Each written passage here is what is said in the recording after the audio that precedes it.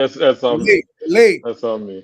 This is a Jesse Jackson moment. We are on and live. Welcome to All Politics Are Local, America's number one political hip hop talk show, and we have a wonderful show tonight.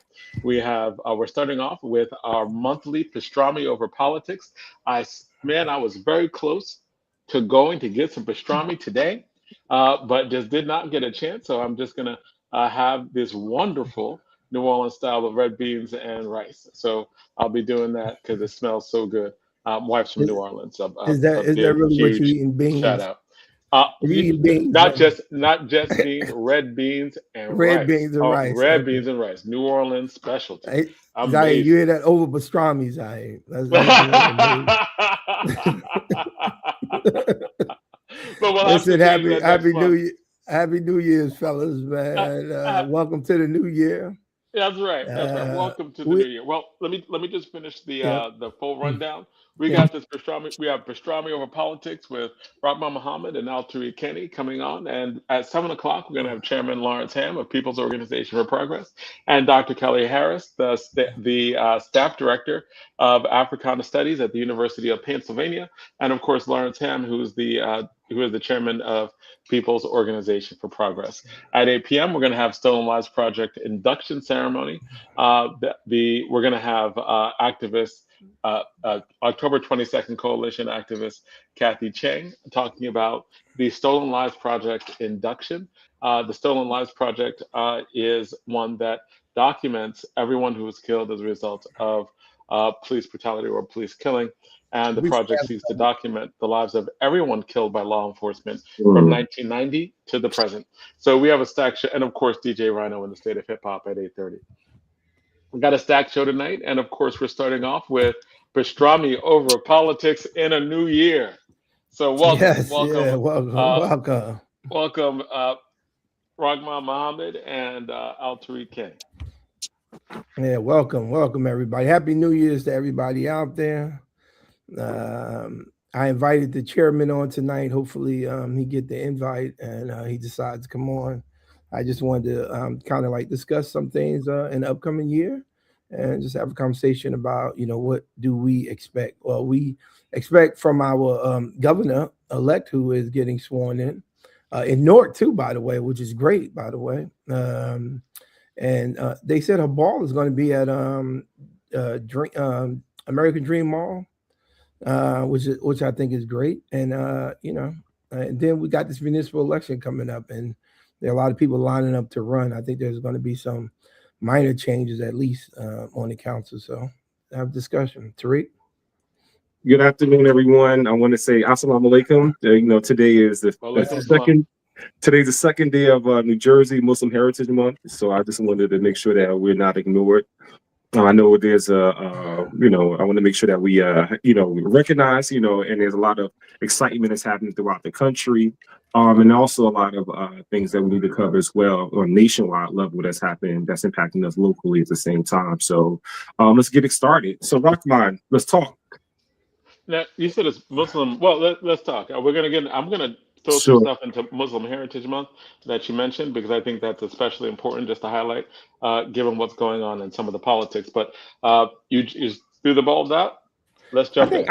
I think, John, that we should talk about Muslim Heritage Month to bring a little bit more. And I think Amina, Councilwoman Bay, is doing a lot of stuff around reminding folks on what month it is. And I just got a text from Kathleen Witcher, Sister Witcher, and she's asked me to do a few things and around that. I think they want to recognize some Muslims or give some Muslim stories, some successful Muslim stories. So I need to respond to that. Just so everybody know, I'm a little rough because I'm still on vacation. I start driving back tomorrow. I'm in Florida at my mother-in-law house. So I'll, start driving back tomorrow, begin my week back up in Jersey. But, I did want to talk about, what we looking forward to. We have the inauguration coming up with the governor in the city of Newark, which I thought was a great idea. I see a lot of people upset about that. I don't understand why. No. Wait, why are people upset about the inauguration being inside of Newark?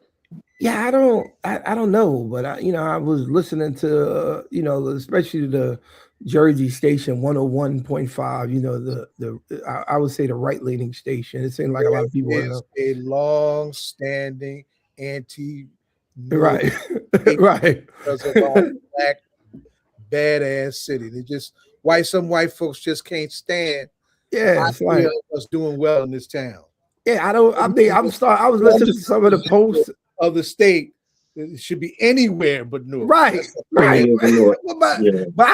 think you should be that in chalk book. Am I right or wrong? Talk to me. But I think that you should be able to get inaugurated wherever you want to get inaugurated. I was reading some of the posts on Facebook and on social media, and I'm like, bro, the races in this state is just horrible, man. The thinking behind why she come and have inaugurated, like she's everything in Newark. Folks, first of all, Newark contribute a lot to the state of New Jersey. Most of our property is tax abated because of government buildings that reside within our infrastructure, rather they're federal or state owned. But they complain, but they complain about their burden that they're paying. Like Newark is just they're paying, or we are getting our fair share for no reason. No. The government takes a lot of property, tax-free property from the city of Newark. We give a lot to the city, but to be honest, I don't even know why that's the conversation. I just don't understand the controversy around a governor deciding, by the way, who's from North Jersey, in Montclair, deciding that she wanted to come clearly close to her home. I mean, I would have been upset if she decided to have it in Montclair. I mean, you know, I just don't understand, you know, what the big issue is, but clearly there's some issues controversial by some people in the state. But I just want to give kudos to the governor-elect for choosing to come to Newark. I think it's a big step ahead that she recognized the importance of actually having a inauguration. No, oh, and by the way, more people will be able to attend the inauguration, you know, instead of just the same politicals that would attend if it was in Trenton.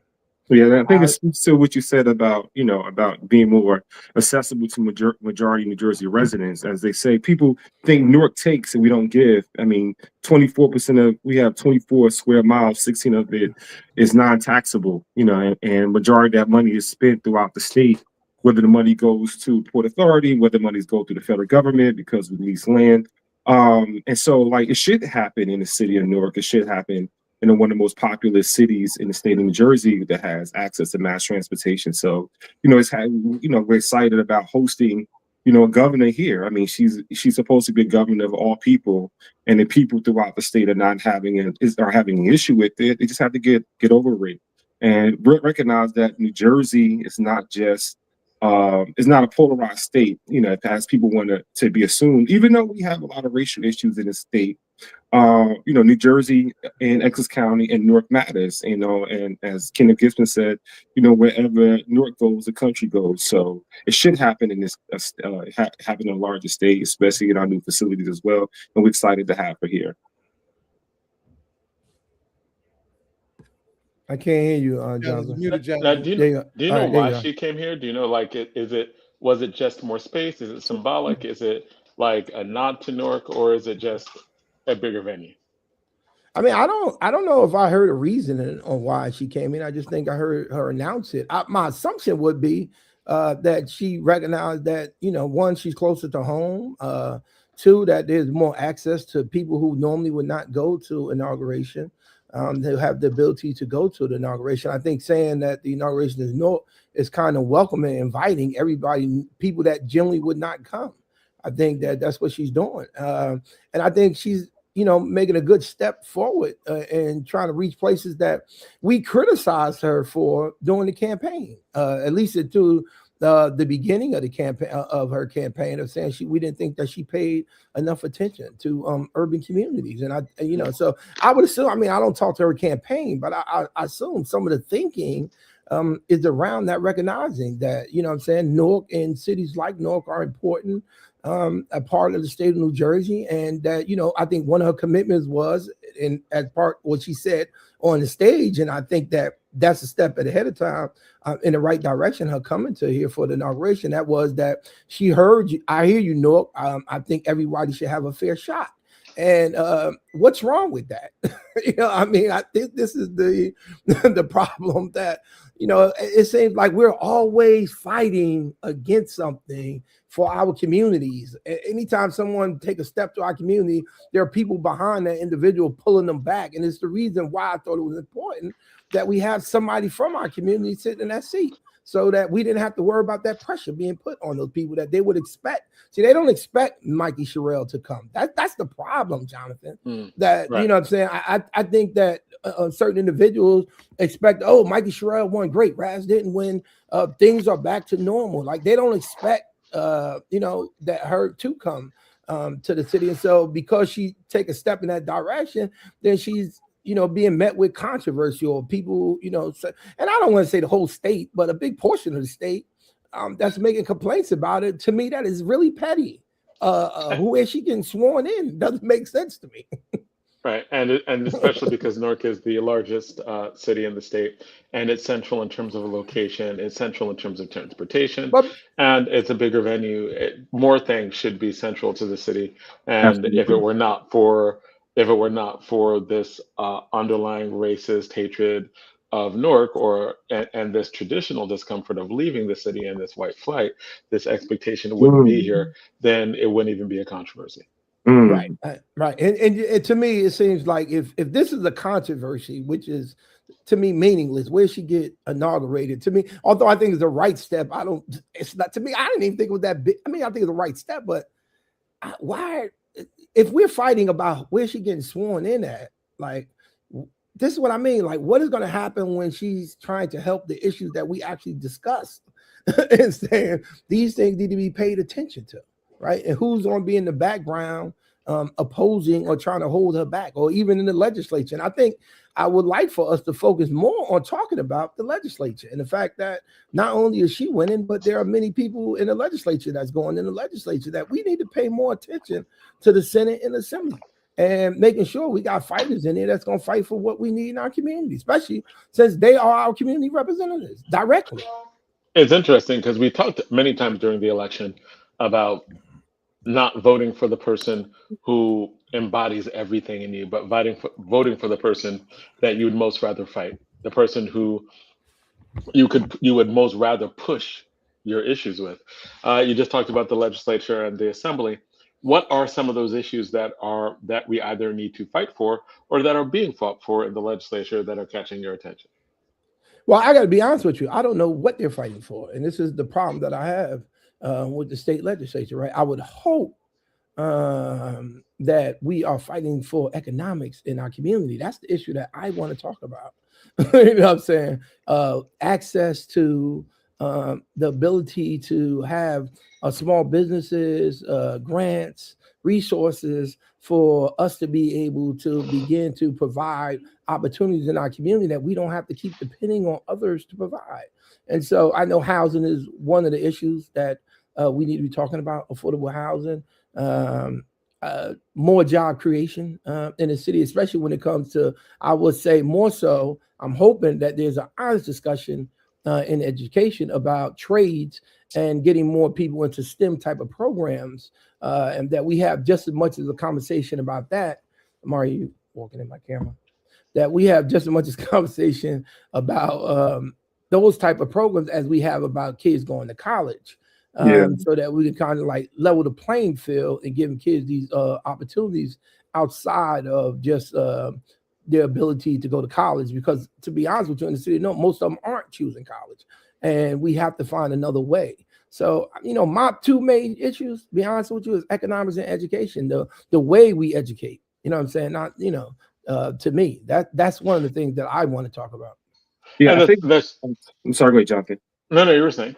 No, so I was saying that one of the things that I know recently passed was the doula bill that passed during the dead session of the assembly, and that was something that was talked about and addressed. Mayor Barack, when he ran for governor, raised the issue, and I know that was something that Assemblywoman Spade and also Senator Teresa Reeves talked about regarding making sure that maternal health was, an issue that was discussed, specifically that were impacting Black women. And I, wanted to say that's something that they decided to take on, and it's going to help Black women and specifically, but women and also in urban spaces as well. I think one of the things that Rahaman talked about, which is interesting, there was a conversation literally a few days ago when Bernie Sanders talked about the biggest threat to our country in terms of our workforce is the AI, and how prepared are our young people for the new jobs of the future, and what Rahaman said about two things. One is a concern, are we identifying where the jobs are headed, and our children are actually prepared to take on those new jobs, whether those jobs require us to pursue or ensure that our children have access to college if they choose to have access to college or choose to go to college, or in the vocational trade. And I think one of the things that was talked about during the campaign, and especially people in the Senate, was to make sure that vocational opportunities, certified vocational opportunities was available for young people throughout the state to make sure that they're prepared for the workforce, to replace an older generation of workers and also introduce a new generation of employees that need to take on these new opportunities. And I think the third thing they talked about during the campaign was this massive increase in our energy bills. I know I talked to Big Pin when I saw him he represents PSCNG. I ran up to him. I said, "Hey, listen, man, you got to help us with these costs in our PSCNG bills because it just went up for a lot of New Jersey residents." And I know they talked about, specifically my bill went up by almost 20%. And I know that's felt throughout the state. And the question is why? How can we reverse course? And so AI centers throughout the state, is one of the biggest issues that's increased our energy costs. I know that's something that the Cheryl campaign talked about. I know that's something that Bernie Sanders said that he wants to put a moratorium on. And that's something I think that, that this legislator has to address is like the rising costs, that's happening throughout the state, whether it was an increase in housing at an affordable rate. How do we deal with this energy cost? How we make New Jersey much more affordable. And I think those are things that our assembly, our senator, as well as our new governor has to make sure they would address in the next 4 years. Your microphone's John, we off, can't John. hear you. Your mic go. I keep forgetting to jump back in. When you're talking about AI and you're talking about data centers, that's all over the country. My sister is fighting to push back against data centers in Atlanta, outside of Atlanta. All over the country, they're building up centers, often largely in Black communities, because they use large amounts of water. And so there are two issues that are going on. One, and we're going to have this in Newark because we've got a lot of clean water. Everybody's always trying to come for our water. Sure. And people, before not more than 20 years ago, Newark was trying to sell its water. Private individuals were trying to buy it. Given what's going on right now with data centers all over the country, that's coming to Newark as well. So that we are, because it uses lots of clean water, there's a potential to damage the clean water that you have. And there, as you pointed out, and Rahaman pointed out, it doesn't seem like rocket science that when you increase demand drastically for data centers, then you increase the demand for electricity, prices go up, right? So if we're not seriously looking at making these corporations pay, or people who are running data centers pay for the energy costs, or even doing, as Bernie Sanders talking about, a moratorium on it, just to study, because we don't even know the impact. We're speculating on the impacts of water, and we're speculating on the impacts of electricity to some extent. These are things that communities have noticed. These are things that communities are pushing back against. And I think it's going to be very important that we have legislators who are going to stand up for those issues. They're not just going to pay off, because we know that also there's a lot of money in making sure that there's no regulation of AI. There was an executive order passed by the Trump administration trying to push for states not to take any action to regulate AI. Why would he do that? Because he knows that these natural questions are coming up more and more all over the country, and they're trying to handcuff people before these fights even begin. But yeah, those are some things that definitely we have to have more conversations about. And I know when we have legislatures on here soon, we're going to be talking to them more about like what are some of the things that are being pushed to take this to account for communities who might be vulnerable. And I do think Newark, in particular, because of the clean water that we have, and because our water supply has always been a target, that we definitely have to be ahead of this issue and understand that people are going to be knocking on the door if they're not already here. The other issue, though, is I think that we have to be clear that AI is coming, and well, it's here already. And if we don't begin to understand that, then we're not properly training or preparing our kids for what is happening in the future. Now, I don't know what I mean, because I just have fun around with AI. It's not really a career for me, but the reality of the matter is that in the future, it is going to be a career. And I think there was someone that said they're going to make more AI millionaires in the future than, you know what I'm saying, anywhere else. So I think we have to begin the process of understanding what that is. How does it look? What actually going to, because I really don't understand AI other than what I'm doing with AI. And I know it's deeper than that.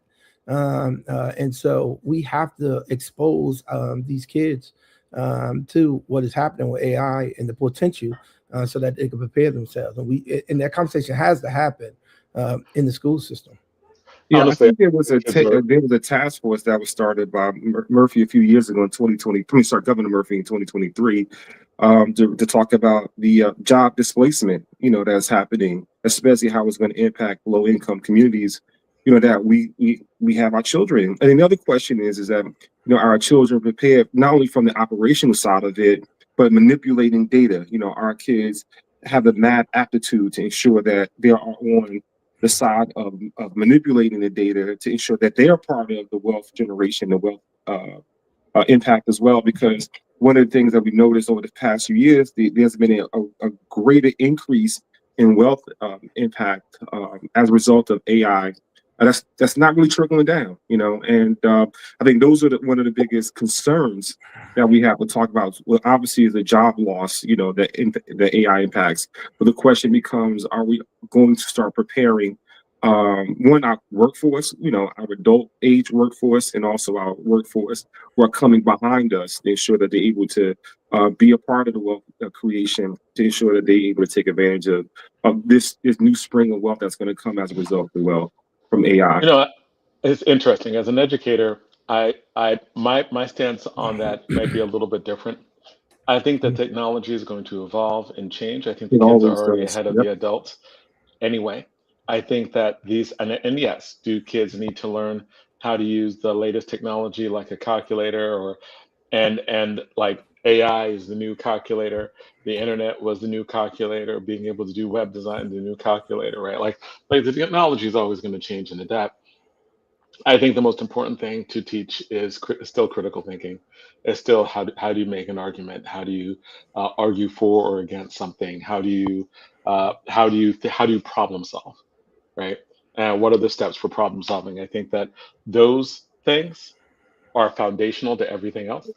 Yeah. Excuse me. And I think that yes, we're worried about the technology, but I think worrying about the problem solving ability is really going to solve for all of that because we use tools as we need them. Yeah. And these tools are going to constantly shift and change. We're never going to teach in school. By the time we start teaching computer programming in school, it's obsolete.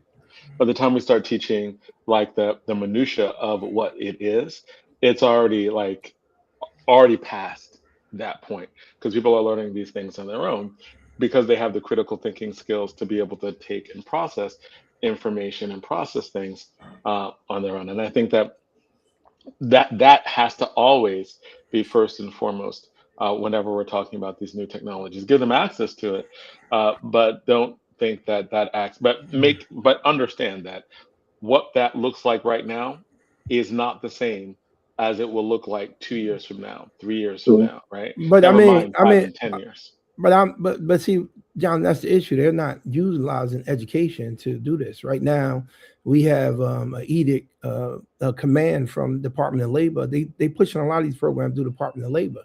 They've abolishing the education department and the thing. A lot of the money that he's took away from the education department and the federal government, they're putting in the Department of Labor. We right now have an edict to spend 20% of our resources, 20% of our resources on getting our population taught in AI. 20%. That's a lot. And so, you know, they're planning, you know, I don't know what the future AI or what they plan on doing with AI, how it's going to be utilized. Like I said, other than the little gadgets that I play with. But it's clear that there is a bigger plan, a strategy out there that we have to be made aware of. Anytime you ask us, I don't really get letters. We don't really get letters from the Department of Labor saying spend 20% of your resources on this. They asked to spend 20% of resources. That means if they send us $10 million, then we have to spend $2 million on finding teaching programs for AI. Oh, and not just for young folks too, by the way, for whoever wants to be a part of that workforce. Which is everybody right now. Which is everybody right now, right? So we have to be real clear about what direction they're going on. I don't even know if they're depending on the educational system to begin to teach them. I think they recognize what you're saying, that the educational system will always fall back on what it always has, and that's critical thinking, and that they have to find another way to do that. They recognize, like most of us recognize, that the majority of the people that finish high school are not going into college. And a lot of them utilize these workforce programs to find employment opportunities. And, you know, they're putting money behind that. So we do have to be very serious about understanding what this is, because I still don't know what it is. One of the reasons why I even start researching it is because of that letter I received, by the way. So we clear. Okay. That's the only reason why I even started doing what you see me doing. All those posts with the videos, the pictures and in the background. Like a lot of time when you see me doing that is because I'm actually practicing prompts, because I'm taking an online course on AI on my phone, by the way. And the only reason why I took it is because when you send me a letter saying you have to spend 20% of your resources on finding programs that teach AI, I really don't know what they're talking about. So I'm trying to learn it, so that if somebody come to me with a program, I'm not spending money just on wasting it, that I understand a little bit about what we actually looking for to spend that money on. Like, we get a lot of money for workforce programs. And the city, if I got to spend over $1 million of my budget on AI program, AI funding, I don't want anybody to just come, hey, I got an AI program and I want you to fund it. I need to know what that is. So I can make sure that if we put somebody in it, they're actually getting something out of it. So that's the only reason why I even picked it up in the first place, is because of that letter. Because I'm like, okay, so what is this? I don't even know what it is. So to your point, Jonathan, and to Rahaman, so part of like the AI conversation, I don't want to dominate this. I just want to, just hit and go forward. But part of it was, in terms of a skilled workforce, obviously critical thinking is one of the most important tools. But the other part of it is just what I'm learning through just being a parent and having my children in these maths concentrated programs. Like a lot of our kids, like I don't see a lot of, unfortunately, Black kids in these programs. And they may be, I don't want to use generalizations, but I just know the program that my children currently participate in, they're literally preparing these kids to do linear algebra, calculus, geometry, geography, all this other, not geometry, but these sort of math programs at a very young age. And I'm not talking about the end user part of it, where you want to rock my side of it, how to create videos. But the question becomes, what algorithms do you need to input to make sure that you're able to do the coding that Jonathan said at some point is going to be obsolete, but remain current, because it takes a lot of concentration in math. That's the sort of reference that I'm referring to in terms of that we have to make sure that we have to meet the workforce where it's headed, and that our children are actually following that workforce. One is obviously, the critical thinking skills and just have an aptitude of what's happening in the world around them. But the other one is just having the pragmatic skills of knowing the math that's required to make sure they're not left behind in terms of the workforce aspect of it. And so we have to be ahead of that curve. And that's the reason why I said the piece about making sure that, our children are skilled up, in terms of just having the basic math aptitude to ensure that they're able to meet the workforce where it's headed. I had a really great calculus teacher, and I was struggling in calculus in my senior year, just struggling. Like I couldn't get it. And she was like, not at all, right? Like I couldn't. And she was like, she was like, you should be able to get calculus. Like you're really good I was on the debate team then. And she was like, you're really good at debate. You're really good at debate. You should be able to get calculus. I'm like, look, I'm good with language. You can give me almost anything with language, and I could do it, right? I could manipulate language left and right in my sleep. But math, I just can't do it with math. I can't do it with these numbers. And she was like, but you're good with languages. And then she was like, math is a language. It is a language. It has its own grammar. It has its own vocabulary. And the only thing, and she said, and I can teach you, and if you get that math is a language, I can teach you to BS in a math exam like you do on an English exam. And I was like, wow. And I think what you're talking about, right? In a certain level of the way we talk about math and the humanities, I think it's all the same. We're teaching kids how to use critical thinking skills in different subjects, right? And math is a language, right? Like I didn't even know this until a couple of years back, and I saw this little documentary on how bees speak to each other, and apparently bees speak to each other in like math language, right? Like they do little calculations and they do little dances that are actually mathematical calculations, and that's how they communicate. And it's like, wow, that is a universal language, right?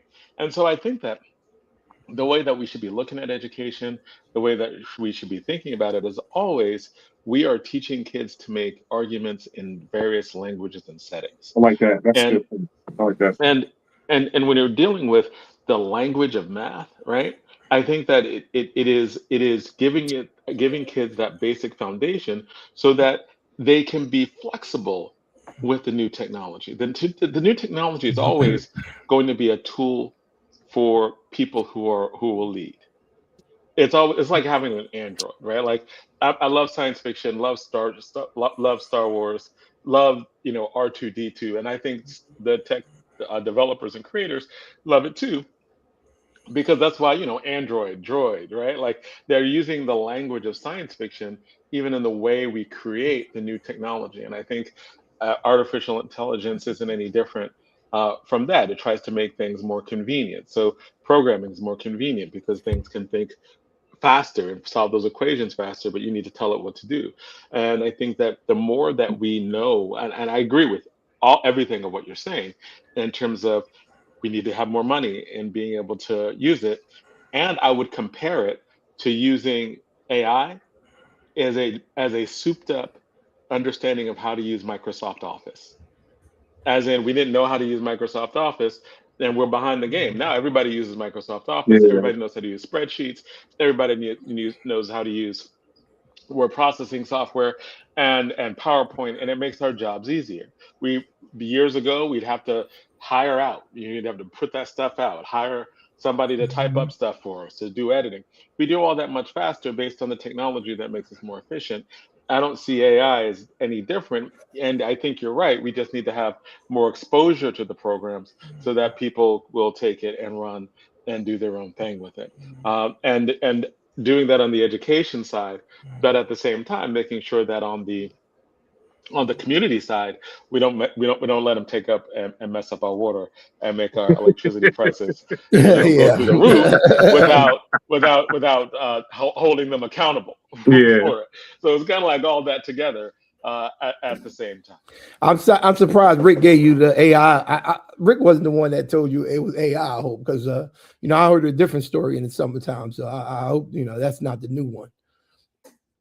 No, on the electric bills, Alturrick. Yeah. I'm sorry, a big fan. Oh yeah, no, it's so. I just had to run up on them. I said, "Yo, my electric bill went up by 17%." I ran up on them too, bro. It wasn't the most civil conversation. I mean, he started getting it all throughout the state. I'm like, my bill went up 17%. Jonathan, you said Rick, who are you talking about? Rick Finn. He's the government affairs person for PSE&G. Okay.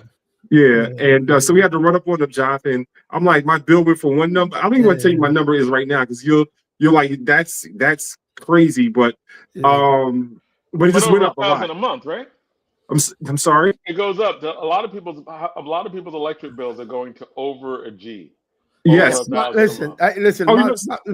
Mine went up over 100%. I don't know. He talking about 7. I wish mine only went up 70%. In that store, it went over 100%. I was paying $800 a month in June. I was paying $1,700 in July. So wow. Yeah, Right, exactly. So I'm trying, like I told Rick, I'm trying to find out where the 17% increase come from, because I went from 800 to 1700. So they charged me, a big portion of that was a delivery fee. So it wasn't even it wasn't even the electricity that you were utilizing. It was the delivery fee. The delivery fee alone was like $700-800. The delivery fee. That you're talking about delivering oil? No, No, electricity. Delivery fee. They have a delivery fee on your electric bill. There's a delivery fee, and my delivery fee went from, prior to June, like it was $200 for the delivery fee, and June went up to, I think, $800 for a delivery fee. Delivery fee. That was not the Did you find did they? Of course, I assume that when you saw that $800 delivery fee, you made a phone call and you were like, "What this said delivery fee, and why is it so?" Well, they were saying because it's summertime and everybody got the air conditioner on. It costs more money to deliver the services during that time. So if you're using a lot of your air conditioning, and I'm in the store, so I have to use my air conditioning constantly. So because I have my air conditioner on constantly in the store, you know what I'm saying, the delivery fee was more expensive. But you know, that's crazy. That was the delivery fee. That wasn't the usage charge. That was the delivery fee. And Rock wanted to turn the lights off in the basement, so also my bill goes up as well. So I want to give a commercial real quick. Please contact New Jersey Board of Public Utilities, and we should get some money back. I called them to make sure that I was able to complain about my energy bill. A live person actually returned my phone call and walked me through the process of getting a residential energy assistant, go through the residential energy assistant program, REAP, to get some of my money back. You know, so you reap what you sow. So call the New Jersey Board of Public Utilities, tell them about your increase in your bill. They'll actually give you a digital card, and they'll give you some money back, but it's obviously not going to wipe out what you put in. But just, you know, it's just some ways to use current New Jersey services to get some money back on your utility bill. So I called, they returned my phone call, but remember, call New Jersey Board of Public Utilities and use their program to get some money back on your electricity bill. All right, John, before that.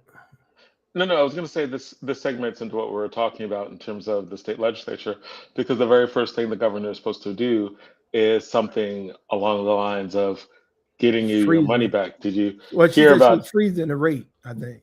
Yeah, freezing. I don't know how she can. Yeah, I don't know how she can do that, but that's what she said she was going to do. But even Phil Murphy said he don't understand how, you know what I'm saying, that's going to happen. But I don't want to dwell on that too much. I just, you know.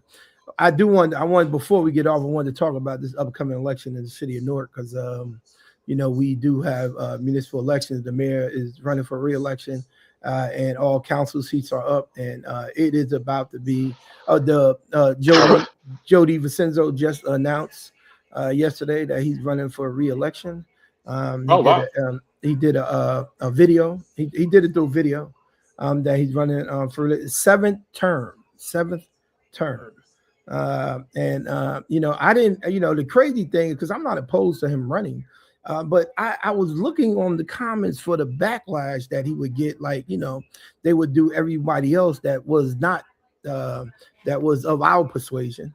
And I didn't see any, you know what I'm saying? All I seen was a bunch of love and support, and you know, kudos to the brother. But I mean, you know, when it comes to our people, it seems like we're a little bit more harsh on ours, but I don't see us doing the same with other folks, which is, you know, really something, you know, to see. You know what I'm saying?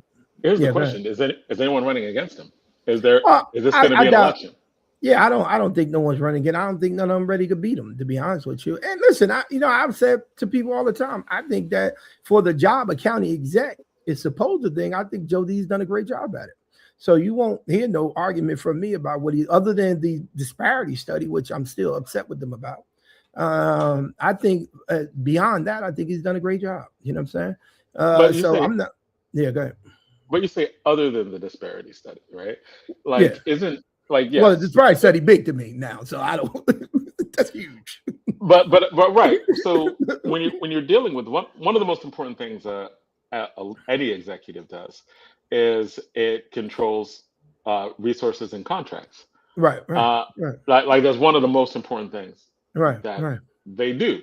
Yes, they make sure snow is up. They make sure that the garbage is taken care of. They make sure that in terms of the county, the parks, etc. They make sure that the county roads are done well. The county colleges, county board of education, but in all of that, right? And every single one of those responsibilities are contracts. Right. Well, whether I it be agree. Right. education contracts. Now, this seems to be a major issue. This was an issue. You've talked about this extensively. And there are fewer contracts to Black people in the county now Yes. than there were 30 years ago. And Right. you've talked about that a lot. How much of a big deal is that going to be in this campaign? Well, to be honest with you, I don't think it's going to be a big deal. I mean, if you don't have competition, if you don't have anybody who is saying, you got a few people that speak out publicly about it, like myself. You know what I'm saying? I don't see a bunch of people, speak. I think that if it wasn't for me making a huge issue out of the way I've been doing on social media, by the way, and people just paying attention to it and other people jumping on the ship and saying something, I don't really think that it would have become a big issue. I still don't think that it is going to be a big issue. I think people talk about it, but I mean, he don't have competition. There's no real serious threat out there to the brother, so I don't see it becoming an issue. It should be, in our community. But the deal is that we shouldn't always put the weight just on him. We have commissioners, county commissioners, that we need to also hold some responsibility to this. And county commissioners are like what used to be called the freeholders. The freeholders, right. Essex County, but now they are county commissioners. They come out of commissioners, right? Essex County. So I don't want to put the burden just on Joe DiVincenzo. I want to also put some weight on these county commissioners. I think that ultimately at the end of the day, hold on for a minute, John. Mom says she needs to speak with you. And I know that when you're Jonathan, go ahead, because I gotta talk to my daughter right quick. I'm going. No, I'm a mute. Go ahead, okay. Alturrick, if you got something to say, go. Yeah, I was gonna actually offer, since because I'm in the position I'm in right now as a surrogate. So one of the things I was able to do was just introduce to a number of local minority vendors, what exists and what they should apply to, and then get them into the pool legally, obviously, and make sure that they were able to pursue work, from the county, whether it was a cleaning, contract, whether it was the PR who does, a lot of our communications, on our surrogate website. And if you look at it, it was done by Tara Dardell Group. And also the person, Icon Media, does our material and, for our outreach initiatives. And so we sort of ensure that we're able to say, hey, listen, participate in some of the things that are happening. And I think that we have to, as constitutional officers and directors, that's why I don't want to say just one space. We as also elected officials, we have to make sure that we're able to pull people in to get them into the process, to make sure that they're able to pursue the work that is happening in the county. And I think that is one of the biggest issues. And I hope that, Renee Burgess, who actually works in the SBA, with the county of Essex, she's also our state senator. She's able to help make sure that, more Black contractors or more Black vendors are able to get opportunities to work in the county. And I think that's something that we have to do, whether it's from a director side of it or the constitutionally elected people, or even our older freeholders, current commissioners, able to make sure that they would have these sort of conversations, and then also hold the administration, accountable and work with them. I know one of the biggest models that's happened that I've witnessed, to give more Black vendors, opportunities, and local Black vendors, was Mayor Baraka, in the city of Newark, or even what Mayor Green is doing in East Orange, is to make sure they create pipelines that Black vendors, can apply. Well, first of all, they're aware of opportunities, get them qualified, get them through the process, and also bid on those opportunities. And I think what's happening in Newark, and then what's happening in East Orange, and also Irvington, I should say, also in Irvington and Orange, the urban Essex, I should say, are doing, great jobs, but now the county just has to model those sort of things that happen administrative wise to make sure that people are able to get those sort of opportunities as well. And here's a question I have. And Alturrick, I realized recently that you have just an incredible memory for things that happen, right? Like for different legislative, for different policy things that happen.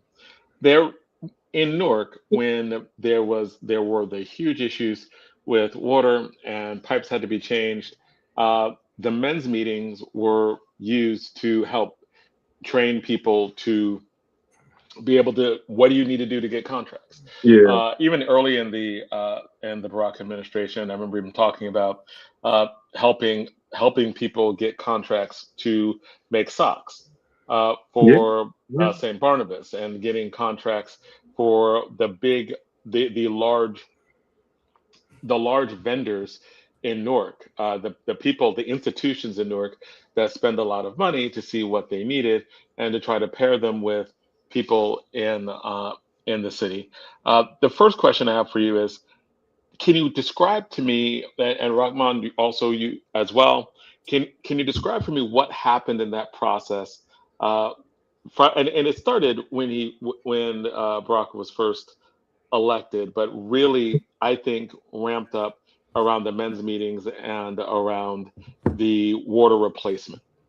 Yeah. So Can you talk to us more about that? Yeah, I'm gonna let Rahaman talk about it from the operational side of it. But I know when Ras came into office, one of the first things he was created was Rahaman's position. Deputy mayor for full employment. That position didn't exist under the James administration, didn't exist under the Book administration, didn't exist at all. Which is how do we find jobs for Newark residents? Then the second thing was also able to create was Newark 2020 and another program that talked about getting Newark 2020 was a program that was created to get Newark businesses that are housed in the city of Newark, the Audibles, the PSC&G, even Newark Port Authority was also part of this Port initiative to make sure that they were able to get Newark residents jobs. But it didn't just stop there. It was also, how do we get those individuals who, when Ras came into office, created these men's meetings? How do we expose them to this sort of conversation? How to become a vendor? Because we all know that jobs do not make you wealthy at all. You can't create wealth out of jobs.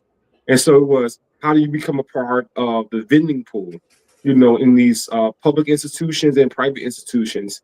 And so through these men's meetings, Ras was able to get his directors, whether it's from the procurement side of it, this is how you're able to become a part of the vending process. Are you able to be a part of the minority vending program that the state of New Jersey become qualified for, and then also how are you able to apply for little work?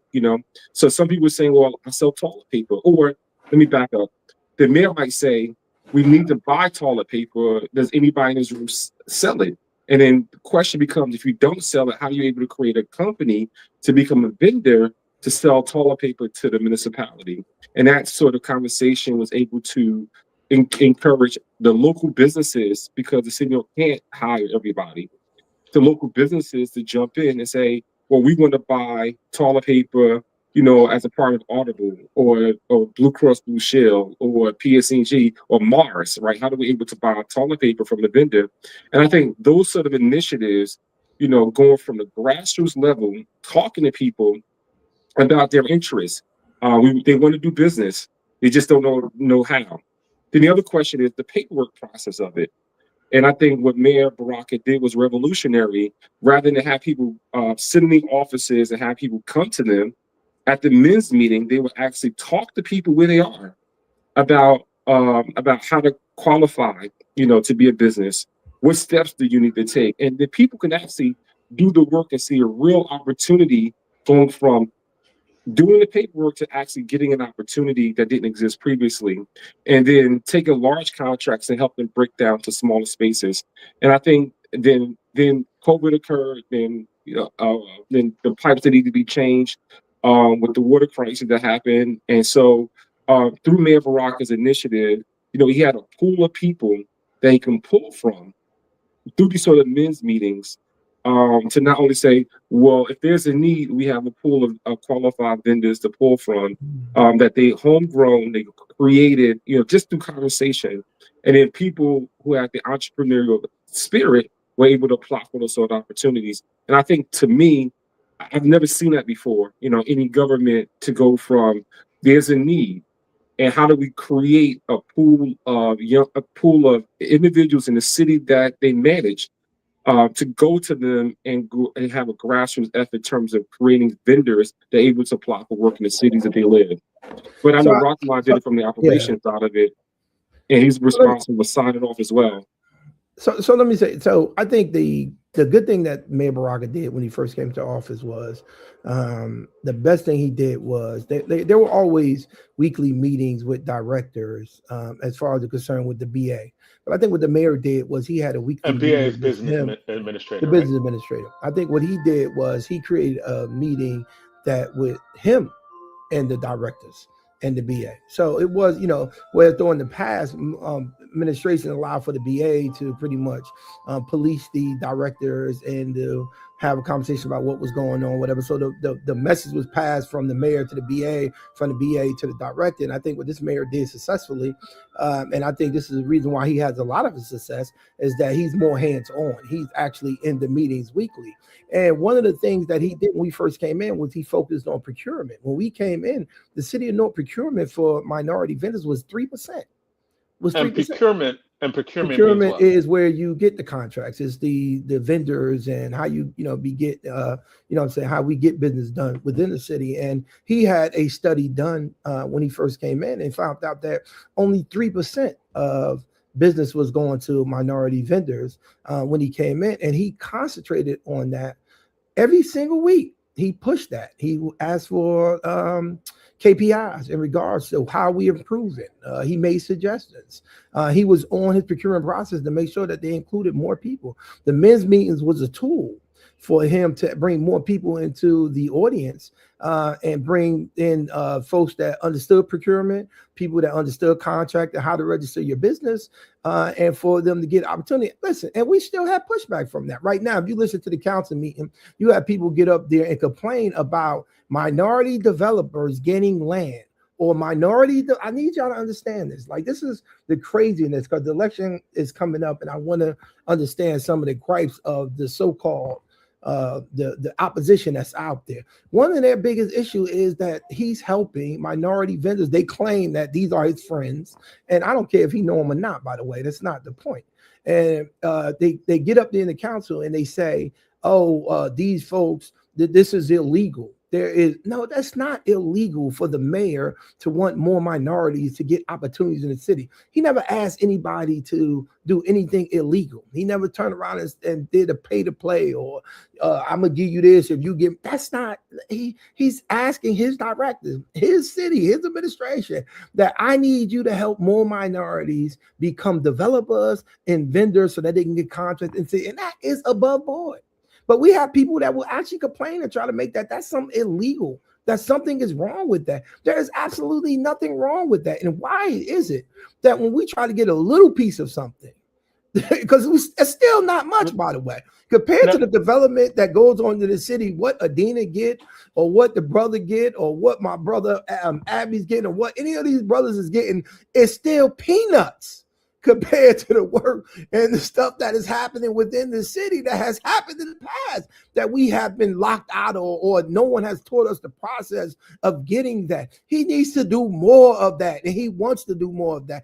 There's nothing illegal about that. And I don't care what anybody say and try to push and make that a narrative that there's somebody that, no, there's not. He has every right to ask his people that work for him to help people who have normally been locked out the system to get something or get at least a fair shot at getting something. The former mayor of Atlanta who helped build the airports in Atlanta, Maynard Jackson, right, was famous for getting contracts to people in Atlanta so that they can create a more thriving Black middle class.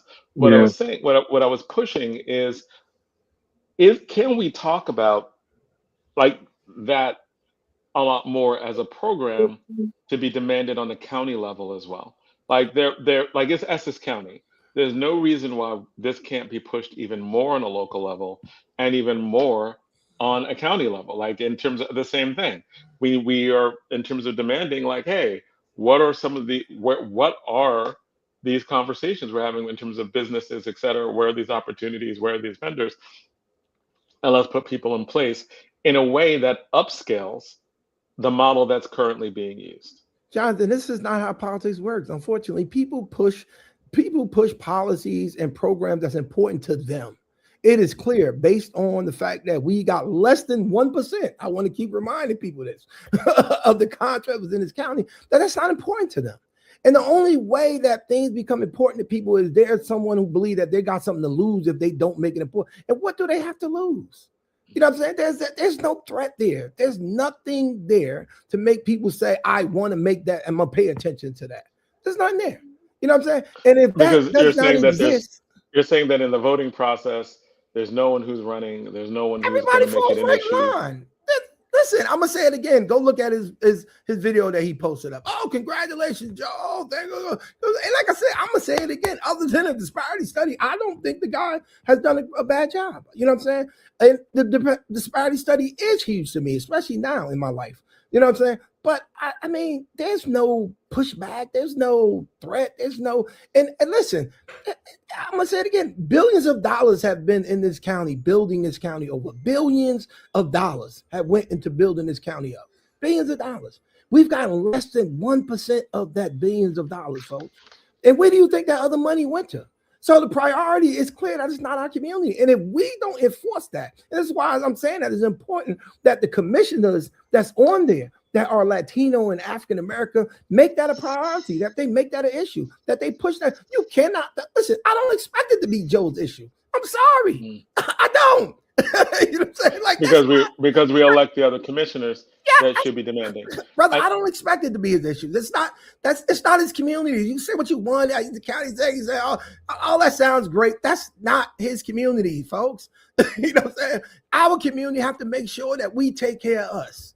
And the problem is that we got individuals in our community that make sure they take care of them, but they won't make sure that they take care of the community. So, Rahaman, I want to also share one thing. I'm sorry. Go ahead. I know we're running toward the end of this cycle. I just wanted two of you to close it out while we get our next guest in. Go ahead. I'll use about No, I was just going to share with Jonathan, while you were on break, that it's also on me as well as a in my position is to identify and do the same thing that that we're expecting Joe and other people do, and I think they're open to it, right? So I know that one of the commissioners, when I was petitioning for some opportunity for people who do work in our court, they say, hey, listen, we have some individuals, and it was brought to their attention. They were open to it.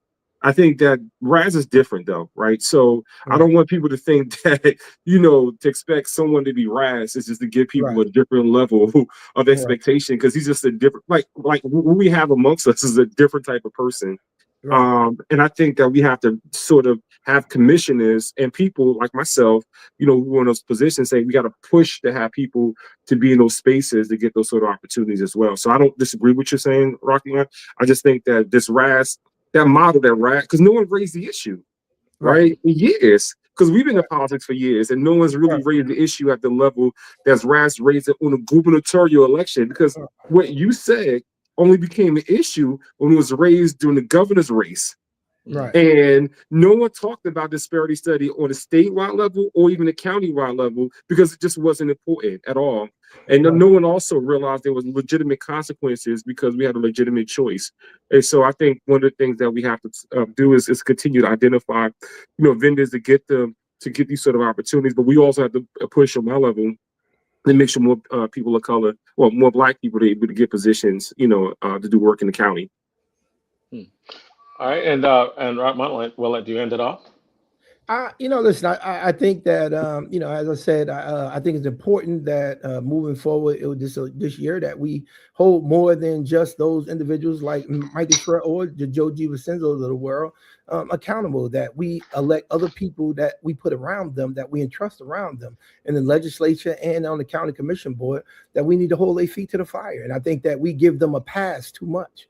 As it pertains to their positions in office. And we focus on one individual. When the truth of the matter is that the individuals that we put there as a support system to them have to also ensure that these things take place. And so in the state legislature, we can force a conversation. It should be a forced conversation about the disparity study and how it is that we increase more minority participation. And once again, we ain't asking for nobody to give anything. You know what I'm saying? We asking for an opportunity, a fair chance. We want to learn. The other issue, though, Jonathan, is that we as African Americans and Latinos, we also have to, one of the things that I found out dealing with disparity studies or dealing with affirmative action is we don't do our paperwork.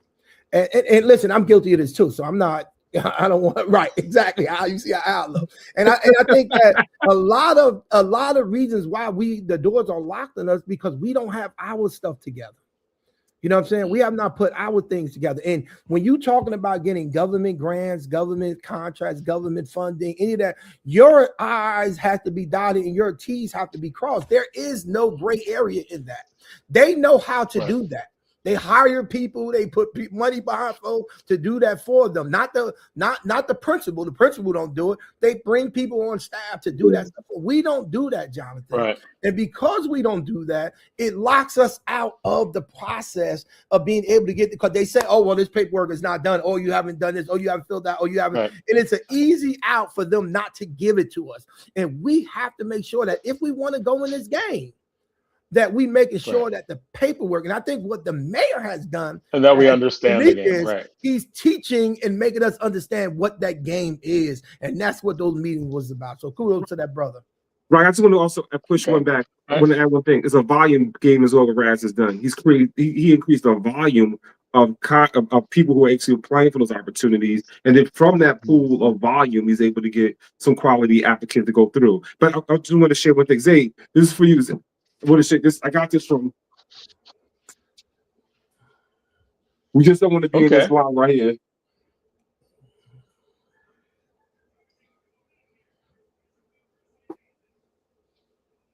I got that from God. The question is just don't be this guy and don't be that guy.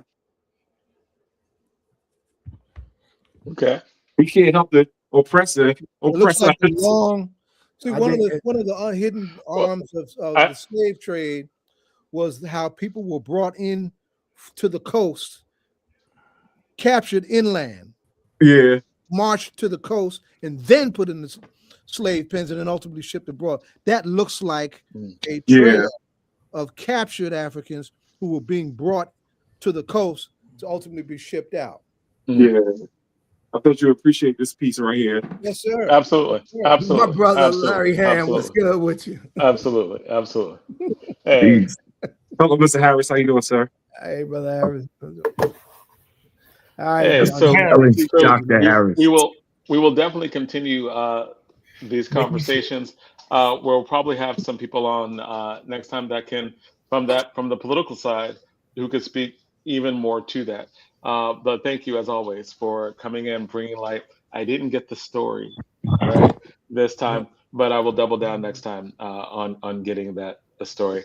Rahaman always has really great history of stuff that went on in Newark 10 years ago, 15 years ago, 20 years ago.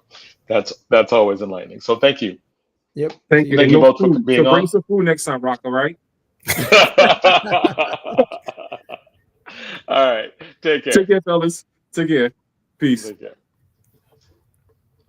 So that was a great segment. We are getting ready for the next segment. We're at the next segment of All Politics Are Local, and this is the first show of the year. And in this first show of the year, we should be talking about what's going down. These are two of my favorite people, really three, including Zay. But in terms of our special guests, two of our favorite people to have conversations with in terms of that prediction. what's going on, what do we need to work on for next year, I keep saying that we vote for the people that we prefer to fight because there's just a lot to be done. And it seems like this year, no matter who gets elected, it seems like there are some fights that have to be had, and there are fights that are going on. So I'm gonna stop talking, and I'm going to present Chairman of the People's Organization for Progress, Larry Hamm, who has worked on mission after mission, cause after cause for over 40 years, and Dr. Kelly Harris, who is a who is a lecturer at the University of Pennsylvania and a staff director in the Africana Studies program at the University of Pennsylvania, who is always full of wisdom. We're also going to bring in a younger co-host, Drixon Kaiser, who is a young entrepreneur in the city. Hey, Drixon, welcome. We always like to have young people in the mix in a lot of these conversations as well. So, Yeah, how's it going? Dr. Harris, Larry Hamm, what's up? 2026, what are you thinking about? Go ahead, Larry. I defer to you first, brother. Oh no, doctor, I should defer to you. Well, let me say this. Just to get things off, just to get the conversation going. Although it did not happen in our neighborhood, I think we would be derelict in our duty if we overlooked the swearing in of Zohran Mamdani as mayor of New York City and the implications and ramifications of that for American politics. I have looked at part of his speeches from yesterday, and I listened to the whole thing today. And I guess, Dr. Harris, you could talk about what jumped out at you. But what jumped out at me is that he said, I was elected as a democratic socialist, and I will govern as a democratic socialist. And I will not change my principles for fear of being called a radical. And it made me think back to when I was a delegate for Bernie Sanders at the 2016 Democratic Convention in Philadelphia.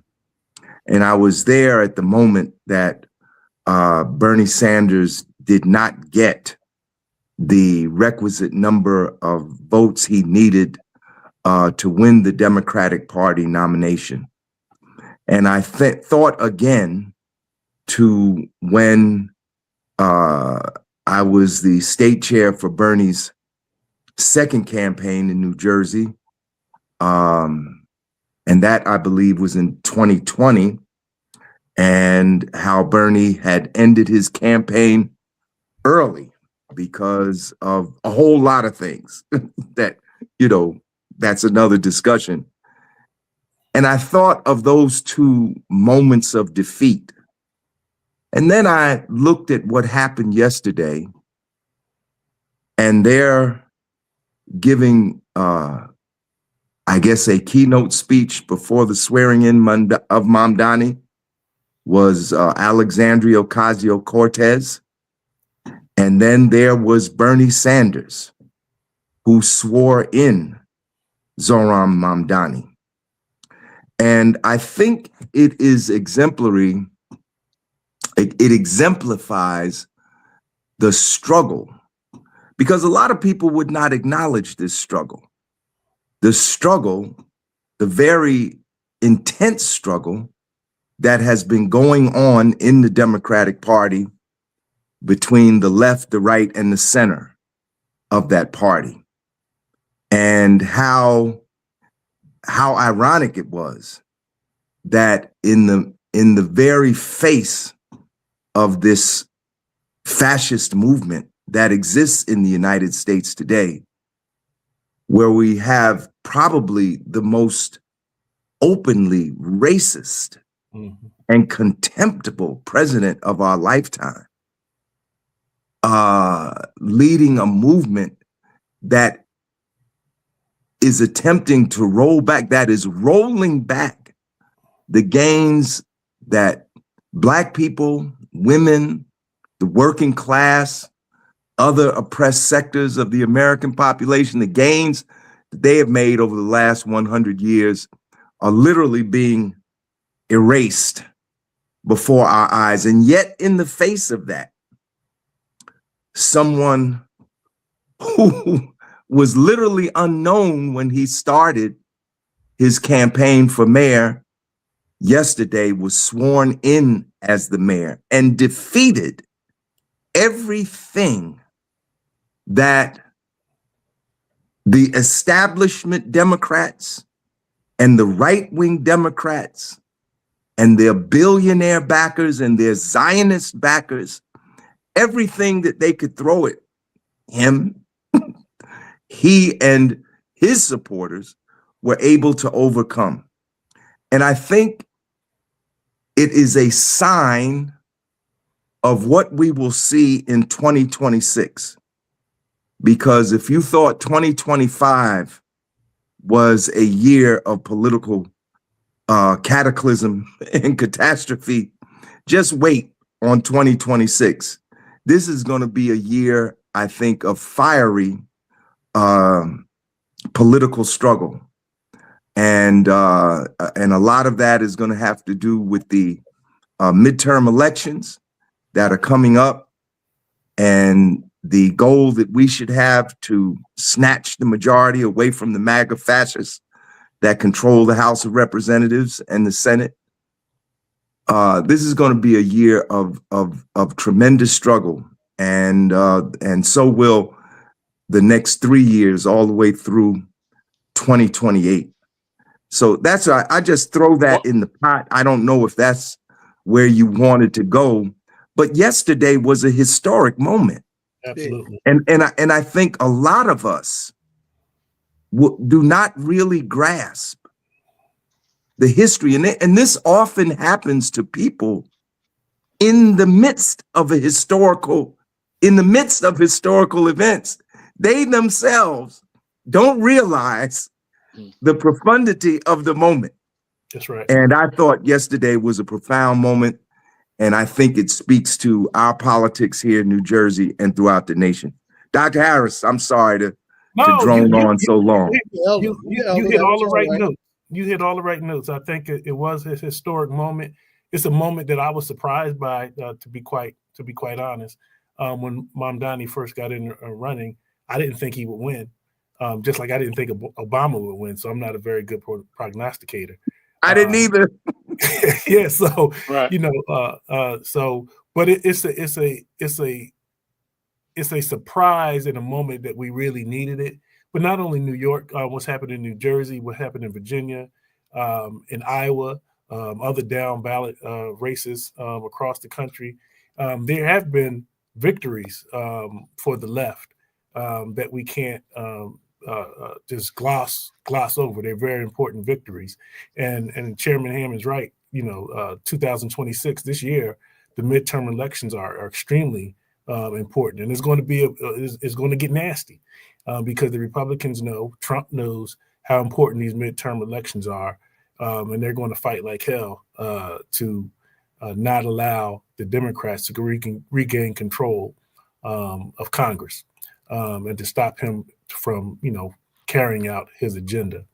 But one thing that I'm going to be paying attention to, because, and again, Chairman Hamm laid it out so correctly, the fight that's going on in the Democratic Party, we have to go back and remember when Jesse Jackson first ran for president. And after Reagan had won, actually, just after he lost, when Reagan had won twice, the Democrats, formed the Democratic Leadership Council. And their goal was to take the party back from the people on the left. And they did. By Bill Clinton. That's right. They trotted out Bill Clinton, and they did. So we have to. So the Democrats are always very leery of the left. So we have to really see what's going to happen. We really should support Mamdani in any way we can, and really hope and pray for his success, because if he's successful, that is going to really carry over across the country. That's going to reverberate across the country. So it's a very important what's going on in New York with Mamdani, and I know that there will be forces to try to undermine him. Even Adams, when he was on his way out, tried to undermine him. Right. On his way out. So I think that we should all support Mamdani in any way that we can, hope for his success, pay attention to it, to what's going on. And I should say too, and what's happening internationally, what's happening globally, we really need to, and Black voices really need to be heard on this, on these extrajudicial killings in Venezuela and off the coast of Venezuela. We need to really amplify what's happening there, and really get people to pay attention to this. And really, what they're trying to have a coup in Venezuela. So we really need to speak up on that and pay attention to it. So that's where my mind is focused on right now, going into 2000. Oh, last thing, which I think is very important.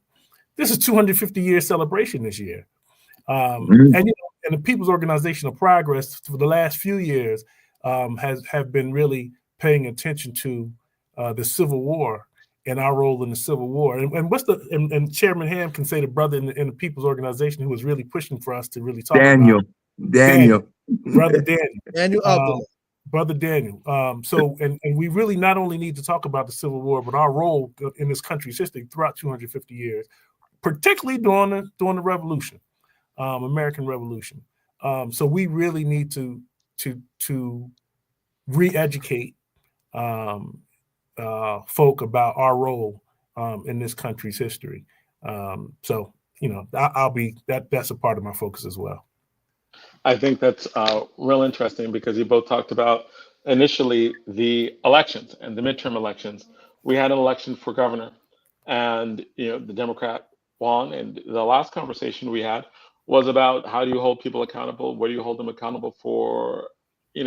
And I was expecting a conversation about the activism that has to take place on Venezuela. We can get to that. On the 250th anniversary, because part of me is thinking that the politics won't change until the activism gets a lot more intense, and we have people disappearing, people here in the United States, people being picked up, and if they're American citizens, they're only held for a few hours. If they're not, we don't know where they are, right? They could be in El Salvador, they could be in some other country. And this affects our communities when you have people being able to disappear, because you're like, where will they end it? Or are they just talking about people over here who are undocumented?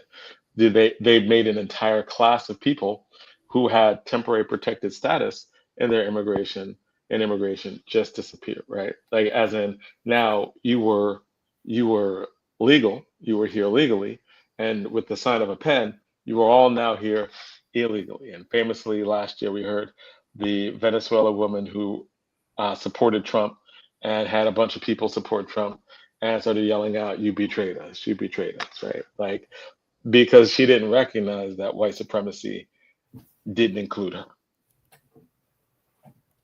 You have said this is going to be a tumultuous time this year. Can you be more specific? You got the 250th celebration that are going on, where there are going to be drastically different interpretations of America on full display. You've got people who are supporting blatant white supremacy, both in symbolism and in action. You've got a Civil Rights Commission that is at a federal government level saying that we need to be concerned about the white people who are being discriminated against, and we need to have effective legal actions pushing that. Can you elaborate more on what this fight is? And we're going to Dixon, we're going to bring you in Yeah, as well, well yeah. to talk Bring the about young this brother, bring the young son in. from your perspective as well. Yeah, of course. I guess like just my general perspective on kind of everything that's going on right now. And just adding to the conversation of what to expect from this year. And you're an entrepreneur. You're a young person. You are living within this. Your perspective is particularly different in terms of what the future looks like. For everybody else on this call, there's less ahead of us than there is behind us. We have an entire history of our lived lives that Yeah. we remember the 90s, we remember the 80s, right? Some of us remember the 70s. And so today's fight is in the context of that. Larry Hamm was around during the Newark uprisings, right? Where he saw. So when Chairman Larry Hamm talks about civil rights, and he talks about a white nationalist government that is profoundly white nationalist, he's talking about it from the perspective of someone who saw the Newark uprisings, who was around when the 1964 and 1965 legislation was gutted. Mm-hmm. And all the hope that came in the 70s about how to utilize the gains that had been made in the 60s. Yeah, and I'm familiar with this story, but we met briefly. But I do remember, your relationship with, the Mayor Sharp, actually the first mayor, Mr. Gibson or Mayor Gibson, and Dr. Harris. I'm not sure if we've been acquainted yet, but it is nice to meet you. I think that, of course, I think that in 2026, just kind of seeing it would be nice, and what we're seeing right now is a return to authenticity. Especially with the proliferation of AI. I mean, we had Rock on here a couple minutes ago. Lovely guy, love him so much. But like, as somebody who's kind of young, when I see, when I see certain interpretations of AI on social media, it's more so a turnoff, honestly. And I could appreciate from his perspective, understanding now that, okay, he's just trying to experiment with different apps and things, but it is extremely uncanny. It's extremely inhuman. And I'm part of the generation that was never able to really, I guess you could say, be human in all the ways that we wanted to, or that were, I guess, promised to us. So for example, I'm COVID, generation. We did not have a prom at Science Park. We had something called a MORP. I have no idea what MORP is. It's prom backwards, so we didn't, no prom, no homecoming. Graduation was, fully masked up. I went to college, I dormed, but everybody was scared to talk. Everybody was scared to socialize. I was, they say Gen Z, our alcohol consumption is down by like 70%. We don't drink, we don't go outside, we don't do bars and stuff. I went to McGovern's, I felt uncomfortable. So I think that just like in 2026, once again, exposing Gen Z to authenticity and like true authenticity, like that grind authenticity. You guys talk about Mayor Mamdani now, which is fantastic. I became a fan of him when I'm sure everybody here on this call remembers the day when our mayor got arrested. And Mayor Mamdani, he obviously wasn't. Yeah, he showed up, and he didn't just obviously he was grassroots campaign, but he took the path down there. And it was a grim day. Like, it was like cloudy, it was gray. It was not like just like an easy, layup, kind of thing. He went down there, he listened, he learned, he spoke when it was time to speak, and then he would shut up for the rest of it, and he didn't make it a big deal, and then obviously that, they dropped, the mayor's charges like a day later, which is just ridiculous. But so it's like, seeing just like that level of authenticity is really nice to see from him. And then just kind of like, you have that A. B, what I would love to see, and what I think we're getting close to, especially with conversations with, I guess the Honorable Alturrick, who was on here a little bit earlier. It's like, even with Rock, we talk about there's a disparity. There's all these disparities. They say, we received, less than 1% of contracts at the Essex County level, for, being like vendors and partnerships and applications. And even less, and I believe even less at the state level. Yeah, more than likely less at the state level, When it comes to venture capital, I'm an entrepreneur. We receive less than half of 1%. So we're receiving about 0.003%. When it comes to actually receiving investor capital. We don't have any type of friends and family funding either, because our friends and family typically either A, don't have money, or B, don't believe that we can actually return their money if they invest within us. So can't raise initial investments to get the project going, and then of course can't raise further investments once it's time to kind of lock in the big VC dollars. I think though that it's funny. I would love to actually hear your perspective, your guys' perspectives on kind of affirmative action and DEI. What I've kind of seen or learned a little bit, I think that being able to have specific material goals, specific material KPIs, specific material pipelines would be nice. What is a KPI? KPI is a key performance indicator. It lets us know that we're doing our job correctly, I suppose. So it's like, obviously we talk about Newark, we're not getting these contracts, we're not getting this, we're not getting that. Or we're talking about, these, I guess, DEI initiatives. I don't fully know if, the impact that I saw beyond, or like, okay, take Big Rock, for example. He says they're giving us money for AI, but they won't let us know how to spend it. We're not given directives on how to specifically spend it. They say just take 20% of your budget and give it to AI, and we did it. We're being progressive, we're being forward thinking. So it's like, you guys look at, post George Floyd, we have all the corporations, the companies saying, hey, we're going to give out a bunch of money, we're going to listen, we're going to learn and have all these studies and stuff. But then of course, were we able to establish a material specific pipeline? And I don't know that answer. Obviously it's still a failure if I don't know the answer, because that means that your communication doesn't work, possibly. But I will say that, for example, again, you look at a school like Science Park High School, pretty much the best school in Newark. You look at Newark as a city, we have 3 different hospitals in our city proper, 3 great hospitals receiving massive investments.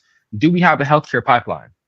Science Park, the best school in the city of Newark, just established, to my knowledge at least, their healthcare club, and how, expanded upon it is it? Are we, actually giving them a pipeline, or is it just, take a couple college kids and have them speak to the kids, here and there? Anderson, I think maybe what you're getting at is, how do we know what to fight for or when we're fighting for it? Like, there's struggles, but how do we know which struggle is meaningful? How do we know what we're going to do makes a difference? Pretty much, measuring that difference. And go ahead. And so Lawrence Hamm or Kelly Harris, how do you measure? Like, I have my ideas of what's going down in 2026. Lawrence Hamm, you were talking about what's going to go down in 2026, and it sounded pretty apocalyptic. It sounded an event, right? It is apocalyptic. Right. And I don't think that it is conveyed. I think that you get it. I think I understand exactly what you're talking about. I think Dr. Harris understands exactly what it is because of our lived experience and because of what we've seen over the last 30 to 40 years and how different this is, how unlike other things that we have experienced is. Like we've experienced the Republican Party in many different manifestations, but we haven't really experienced the raw white supremacy that we've read about, but yet we can recognize. Right. What many of us, because first of all, 54 years. I heard our young brother speak, talking about what happened to him in high school, and it made me think about what happened to me. And that's where a lot of us got on this path when we were in high school, and the events that surrounded us drove us to struggle. First of all, what's happening in America is a slide from a kind of corporate democratic state to a fascist state. And I think one of the real inadequacies of my high school education is, and I think probably of most secondary school education in the United States, is a real lack of a moderate, a modicum, not moderate, a modicum of understanding of what happened in World War II. You know, it's like Hitler was an evil man, and we got together and we defeated that evil man. You know, and that's that. And we always see Hitler in his jackboots and his military uniform. But the truth of the matter is that Hitler did not come to power through a violent seizure of power. He was elected. He was elected. He got he was in a parliamentary system, which is different than the American system. Here we have fundamentally a two-party duopoly, you know, that persists because essentially they rigged the system in such a way to make it almost impossible for a third party to gain enough ground among the electorate to win. But they had a multi-party system. They had, oh my God, I think they had some, to correct me if I'm wrong, Professor Harris, like more than 15 political parties actually participated in the election. And no party got a clear 50% majority. So they had to create a coalition government. And so the party that got the biggest slice, the I guess you could call it the establishment party in Germany, they had to enter into a coalition. And rather than enter into a coalition with the socialists and the communists, they entered into a coalition with the Nazi party. And that's another thing we don't study. We don't study, like, how many high school students can tell you the difference between the parliamentary system of government that they have in most European, in fact, in most other countries in the world, and the type of two-party system that we have. So they had to cobble together a coalition. They coalesced with the Nazis, and they had to make a deal like, Nazis want to know, what are we going to get if we join your coalition? And they said, well, we'll make Hitler vice chancellor. And Hitler said, oh, hell no. You want us to coalesce, you're going to make me chancellor. And they made him chancellor. And within 53 days after coming to power, he passed a series of laws that essentially gave him dictatorial power over the economy and the government, by the way, in Germany. That's how he came to power. And you're saying and that's what is going on right now in the United States. If we take the three branch example that we're taught, right? The three branches of government, legislative, judicial, executive, supposed to be a system of checks and balances. Trump has come in on his second term with an agenda that was embodied in, what was it called, Dr. Harris, Project 2025? Yeah, that's right. That was the agenda that they ran on. And essentially that agenda was to, and this is a quote from Steve Bannon, one of Trump's closest advisors. He said, we're going to destroy the administrative state. In other words, they're going to tear down this system of checks and move it from a tripartite system of government, judiciary, executive, legislative, to a unitary form of government. They speak of this openly. You don't have to listen too long to the radio to hear this stuff come up. We're going to move to a unitary form. Well, what do you think unitary mean? Unit, it means one. Right. And so right now, you know, this struggle is going on. And if we didn't have folks who were equipped to go into court to fight this stuff, it'd be all over. It would have been done. It'd have been done like by December 1st, it'd have been all done.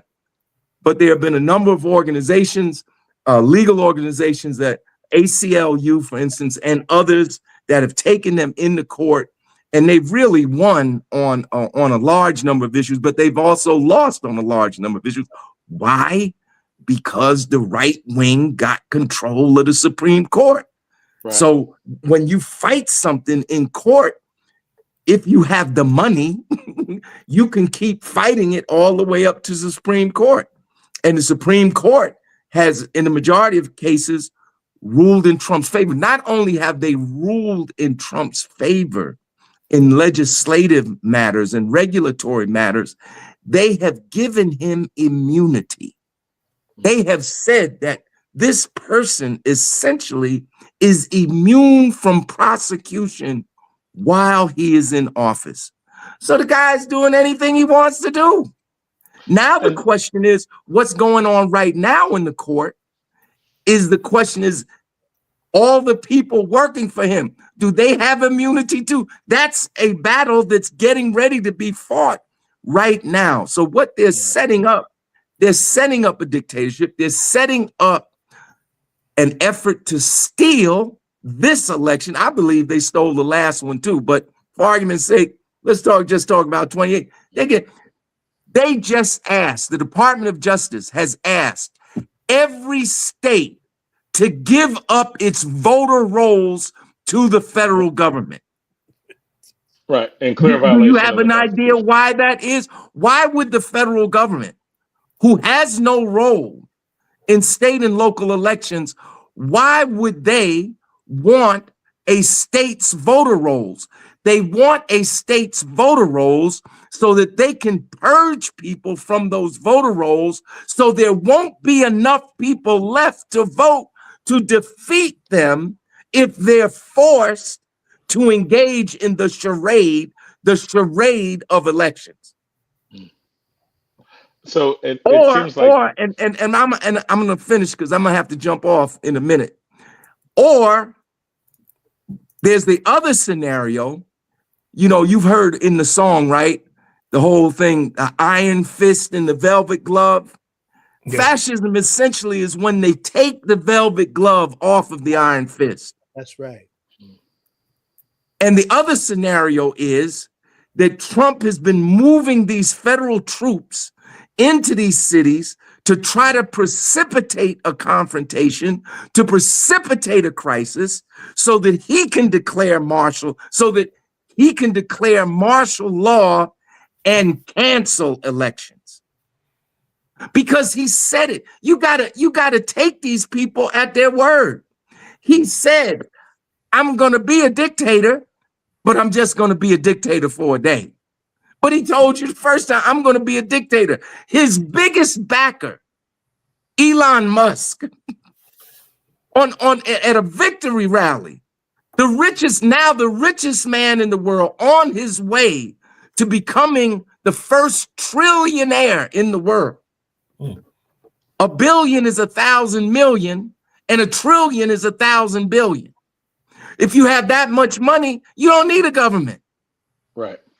His wealth, his personal wealth, is greater than the GDP of half the countries in the world today. Okay. So he stands up in a campaign rally and gives a Nazi salute. And everybody's like forgotten about that. Can you imagine if Mamdani had stood up in front of Gracie Mansion or City Hall and give the Nazi salute? And people will argue with me and say they're not Nazis.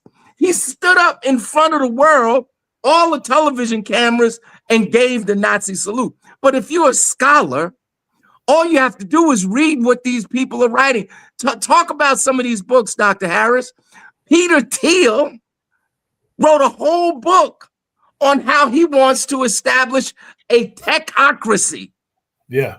Where essentially these tech bros are the dictators and the rest of us are just serfs on the AI plantation.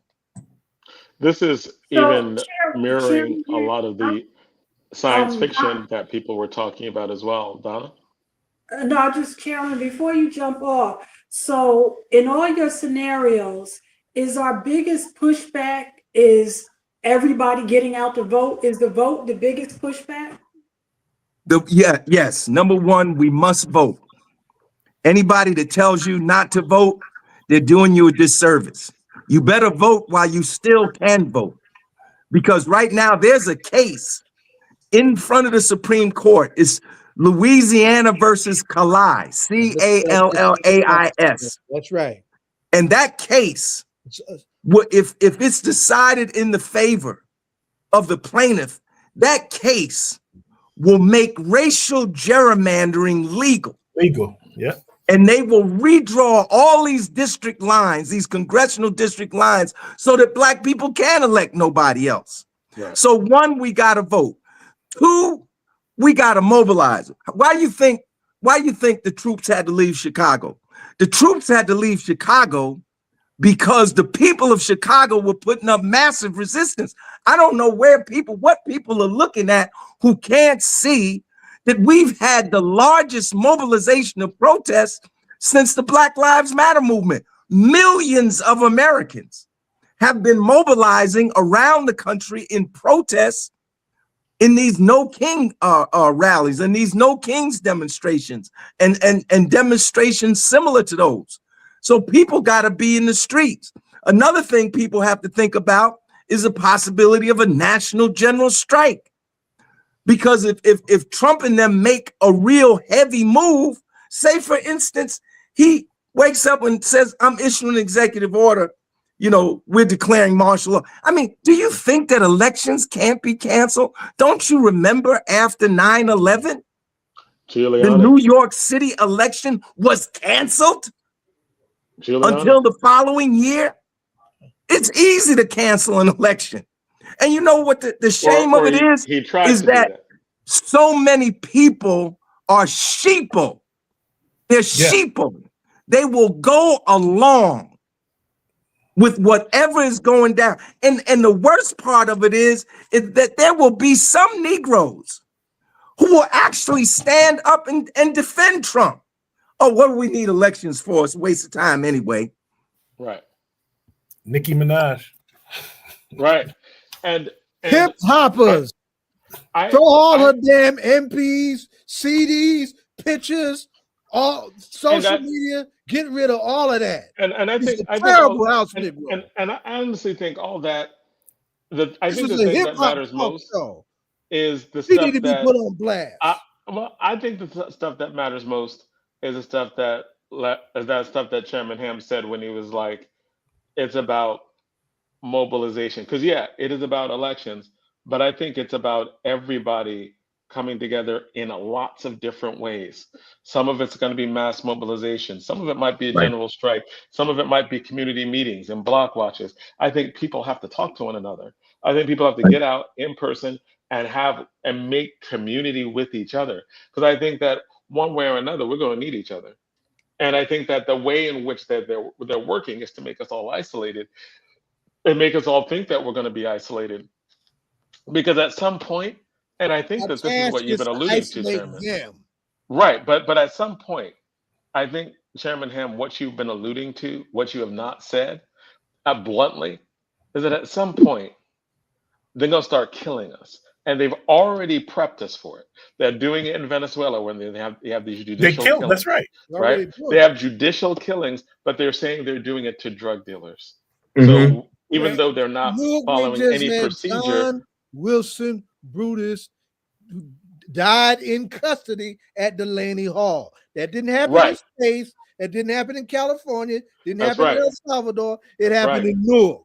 And that's what I'm saying right now too, right? Like the way in which that they have already made racial profiling legal. The Supreme Court has already ruled that if you look like an immigrant, like they technically said if you look Latino, you could be stopped. You don't look white. Because there's lots, right. But ultimately, it's if you don't look white, because there are lots of us who are being stopped. I could look like a Jamaican immigrant, like anybody else here, or Haitian, or whatever, right? If your skin is of a certain hue, you too can be stopped because you are a threat. And that is what the organization, I love the organization that went on in Chicago and the organization that went on in Portland and all these different things that came up, right? Right. And I think ultimately that combined with voting, because it's like an all in. It's like at some point, real soon, right? The killing that is already going on, right? Because the kidnapping's been going on. And at some point, we're like, oh, this kidnapping, somebody's going to get killed. And somebody got killed. And what they're justifying in terms of the drug dealers in Venezuela and like, oh, they're drug dealers, therefore we can just summarily kill them. Well, where does that logic end? That is a goddamn video game. I don't have to follow the law. And they are like at that point, you start talking about, right. And at that point, you have what I would call the Israeli logic on a US context, as in the Israelis say that you are an enemy and therefore we could use military strategy against you, even though you are within our domain, right? Because everybody knows anything about Israel, even though you were like it should be a Palestinian state. We know that the land is under the control. All the land there is under the control of a state, and they ultimately to annex it. Right, and about that too. Right, and so you're like, if I can justify military means against people who I say they have declared war on us, and we could do that within our borders, outside of our borders. Like when the Fourth Amendment doesn't apply in the borders of the United States, when I can be detained off of just looking like an immigrant, and I can be held for 3 hours, 5 hours, right? Indefinitely, until you can prove otherwise. Until you can prove otherwise. And in any the reason why we have habeas corpus, the reason why there have to be rules before you are taken by the police is because if there weren't, any interaction with the police can be deadly. They have guns. They are soldiers. So there are civilian forces of violence. The state has control, it's supposed to have a monopoly on violence. The police is how we utilize violence in the civil state. So you want to limit the interaction between ordinary citizens and our mechanisms of violence in our state. Or there's no longer that limit. Or you weaponize your base, because they also announced that they're getting ready to do a massive recruitment campaign with vigilantes for gun lovers and folks who are marching along the ideological orientation. To be armed and to carry it out, like the coward who murdered Trayvon Martin. Right. They did this during the World War I era. Yeah, they did. Yep, same thing. And this levels of lynching and these extrajudicial mobs. Lena Abdullah on this into this conversation because she's in LA, and LA offers some serious resistance too. But you know, the LA modern police force was built on recruiting from the segregated South. That's right. That's how it was built. That's right. And so these are tools and mechanisms that have already been in play that are now more empowered than ever before, right? Like the levels of vigilante justice, the levels of Oscar-winning award actor. There was just a clip of him, Henry Fonda, was talking, and he passed away a long time ago, but Henry Fonda, very famous actor in the 40s, 50s, 60s, up until the 80s, 90s. Jane Fonda is his daughter, famous actress in her own right.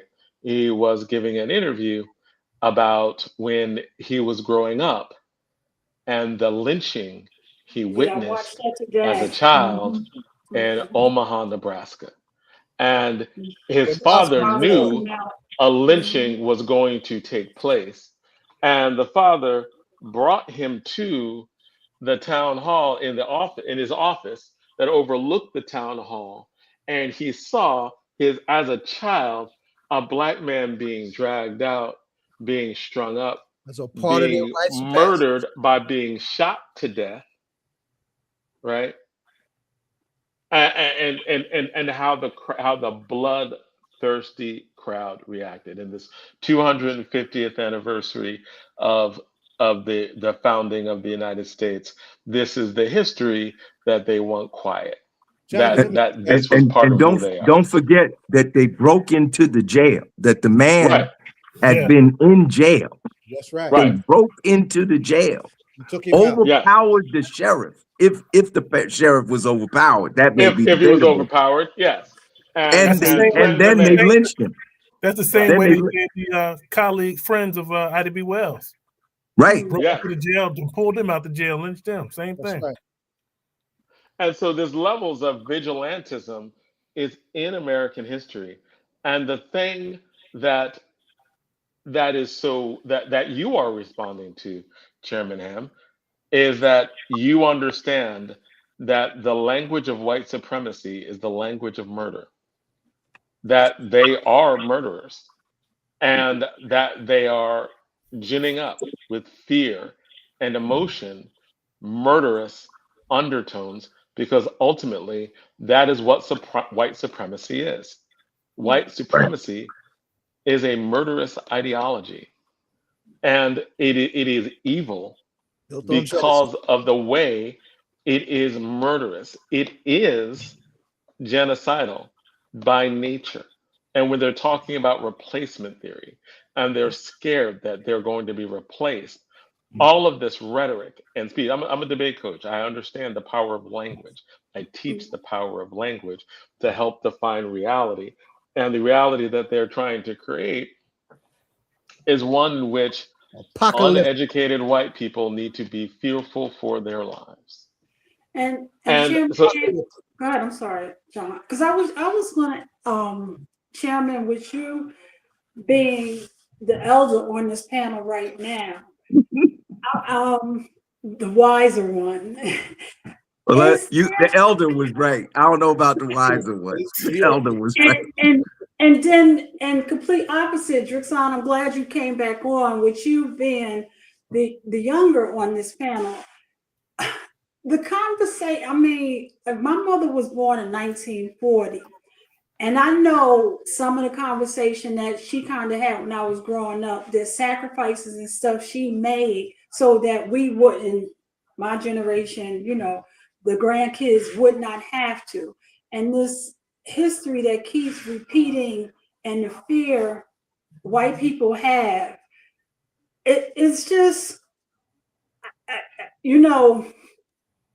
one, like already a generation removed, the vote of people, young people not voting and everything. But I know that there's a greater hope that we wouldn't have to relive, yet we're closer to reliving everything that Harriet Tubman or Ida B. Wells went through. I can't even, what is it that you've already laid it out, both mobilized, national, what we can do. But in your, in the depth of your soul, Chairman Hamm, what are you feeling right now? Like what we're going through as people of color. This is, beyond scary and everything. It's just very, I can't find the words to it, but can you, from a feeling standpoint, what is it that you could say to us, if anything? I don't know. Well, I would say that tyrants and oppressors can be defeated. The struggle to defeat them is long-term and protracted. But what did Martin Luther King say in one of his speeches, Dr. Harris? No lie can stand forever. That's right. And, we have to be careful. As terrible as these people are, they're not God. That's right. They're not gods. They're human beings. That's right. And they can be defeated. And they are weakened not only by our strength, but they're also weakened by their own internal contradictions. Like right now, we're starting to see these cracks in the MAGA movement. I wouldn't put too much on that, but they are cracks nonetheless. And just check this out. On this fight that's getting ready to happen on the ACA, 2 months ago, that's the healthcare. Right, the Affordable Care Act. So in this last budget, they did not renew the tax subsidies for the ACA that kept people's premium and healthcare costs where they are now. They didn't renew the subsidy, so now people's healthcare costs are going to shoot up at a minimum of 114%. Some of them are going to double and triple. And so a lot of people are not going to be able to hold healthcare. Now, what this is causing is some breaks in the MAGA camp, because some of these MAGA congressmen are in districts where a lot of their people are on the ACA. In fact, I saw a statistic that said that the majority of people on ACA, 50% plus, were in Republican states. So if these people are not able to have health care, those Congress people are going to lose their jobs. So in a situation where it seemed like Trump and the MAGA people had total, Trump was the president, Mike Johnson is the speaker, they got a majority in the House, Mike Johnson is the only one that can bring a bill to the floor. There's something called a discharge petition. A discharge petition enables the members in Congress to override the speaker to bring a bill to the floor. So the last I heard, and Professor Harris, you can help me with this, the last I heard was that 4 Republicans are willing to sign the discharge petition on the ACA. So despite Trump's desires, despite Johnson's desires, there's going to be a vote on the ACA sometime in January when they all come back. So there are these cracks that are appearing, that are weakening. His biggest cheerleaders, Marjorie Taylor Greene and Lauren Boebert. He didn't want the Epstein files released. That was right. He didn't want the Epstein files released. So what they do? They did a discharge petition. Yeah, and the Indiana Republicans bucked on him. They didn't go with the redistricting. So you have instances where his own party is starting to really show some backbone. It's not enough, but you have instances where people are starting to show some backbone and defy him. But right. I think that there are 2 levels to this, right? I think that we can't be lulled into thinking that because Trump is old, he's going to die soon, right? Just natural causes, he's old, right? And I think a lot of people are looking at him being old and are trying to do their own thing. But let's be real. This ain't about Trump. It's about the millions of people, the millions and millions of people who agree with him, who are compelled by an ideology of white nationalism, right? And are pushing that agenda. Because even when he leaves, they will remain. And maybe you're right. The Heritage Foundation is losing people to the Pence Foundation because the Heritage Foundation openly embraced a Nazi. But at the same time, right, they're only mad that he embraced a Nazi because of the Nazis' stand on Israel. Like, right. They weren't like, you're right. anti-Black, you support genocide, they were just like, but you have anti-Semitic views on Israel. And that is why they broke. Like, if you read the reasons why they broke, it wasn't simply because Nazis are evil. There's the entire Holocaust. They killed 6 million Jews. They are white nationalists. They are murderous. They killed a lot more people than that. They support genocide of everyone who is non-white, which is most of the planet. That wasn't really their problem, which is our problem, right? Because even the people who are against the Nazi are just against the Nazi because the Nazi is hard on Israel. Right. Really? Like, right. But see, the point is, they got millions, but we got millions. Yeah. See, we always have to keep the mathematics in the foreground. And what is the math? The math is that Trump won with roughly 76 million votes, and Harris lost with roughly 74.5 million votes. They got millions, we got millions. She only lost the election by 1.5% of And the how many active people electorate. stayed home? And how Right. many That's people right. stayed home? So the point is that even though they got millions, they still can be defeated. Oh yes, absolutely, right. They are But it not becomes invincible, and we have to steel ourselves to overcome this psychological effect of white supremacist invincibility. These people are not invincible. and If part of they the were reason why they're invincible, they wouldn't have lost the Civil War. That's the real And we backstory. kicked their ass in the Civil War. It was and part of only the issue. only when the black troops were enabled to fight. And that's what the Emancipation Proclamation, which we observed yesterday. Yesterday was the effective day. Is that right, Professor Harris? January 1st was the effective date. Yep. 220,000 black men joined the Union forces, 186,000 in the Union, and the rest in the other branches of the military. And they turned the situation around because the will to fight was not there. McClellan, who was the supreme commander before Grant, had 100,000 men amped out on the Potomac. At the ready. He would not fight.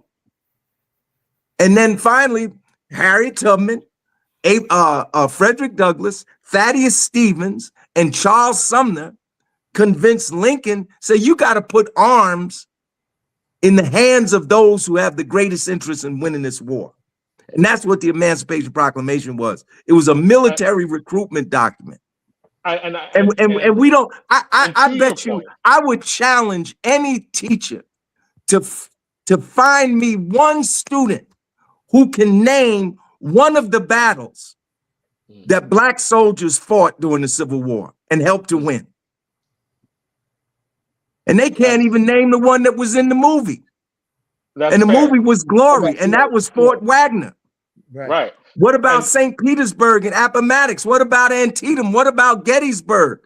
But I think that, to your point, Chairman Hamm, to what you are saying, I don't think it's the hopelessness that we have to worry about, because I think you're right. The reason why there's even this conversation is because there were so many people who disagreed with them and they thought they were disappearing. That's why it's effective, right? Replacement theory was because they thought many people literally did think they were being replaced. There are a lot fewer like segregationist white people, a lot, like they're about 60% of the white voting population as opposed to 80% before. But I think and this goes to the point of Drexen, I think that what you were saying or implying, but not directly saying, and what I think I'm directly saying is that this situation, and one of the respondents is saying that we can't really exaggerate, and I don't think this is an exaggeration. We are in a state that is so dangerous that we will be risking our lives in that resistance. And that means that, and I don't think it's an exaggeration, because they're trying to outlaw protest. They have a force that the reason why the National Guard was being brought to cities was to quell protest. The reason why they are trying to name dissenters as terrorists, as supporters of violence, even though you're supporting peaceful mass protest, is to be able to use violence against you. So I think it becomes trying to impart the question that every generation has to ask, and that is what are you willing to die for? And do you think that these things, these situations, these times are going to force you to ask that question? And that is the sobering place where I think we are. And I don't know, it translates to me, and I see it clearly, right? Like, as in, you go out, you protest, you are putting, we are speaking, right? Saying what we're saying right now. is potentially putting our lives at risk But you know because what, of the Jonathan? nature of where we are. But you know what, Jonathan, man, you can't. No one can point to, and this is not hyperbole. No one can point to a year in our history, and let's go back these 250 years. No one can point to a year in 250 years where we haven't been organizing or doing something in this country. Damn right. Fighting. Every year. We always doing something. It's just a matter of whether people know about it or not. You know, let me put a that is true. That struggle, it ebbs and flows, you know, but it's always, we always doing something. We always fighting it. We never give up. That's our history. That literally is our history. We never stop. So, you know, that's what always keeps me hopeful. I know that we're going to continue to do the kind of work that we need to do, whether is protesting, teaching, dialoguing, debating, whatever the case may be, organizing, being entrepreneurs, whatever it is. We're going to keep doing that work, and we haven't stopped doing it. There's no time in our history we haven't. And too often that doesn't get amplified in talking about our history in this country. And that history, knowing the risks, because I think that we have political prisoners who are currently in jail, who are in jail when most of the rest of us were at peace, right?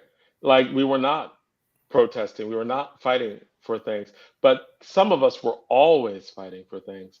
And that fight puts the people who fight at risk, which is why in the 80s, a lot of people are like, "Ooh, we saw what happened to the brothers in the 70s, laying back." Because we saw how the Black Panthers were treated. We saw what happened, right?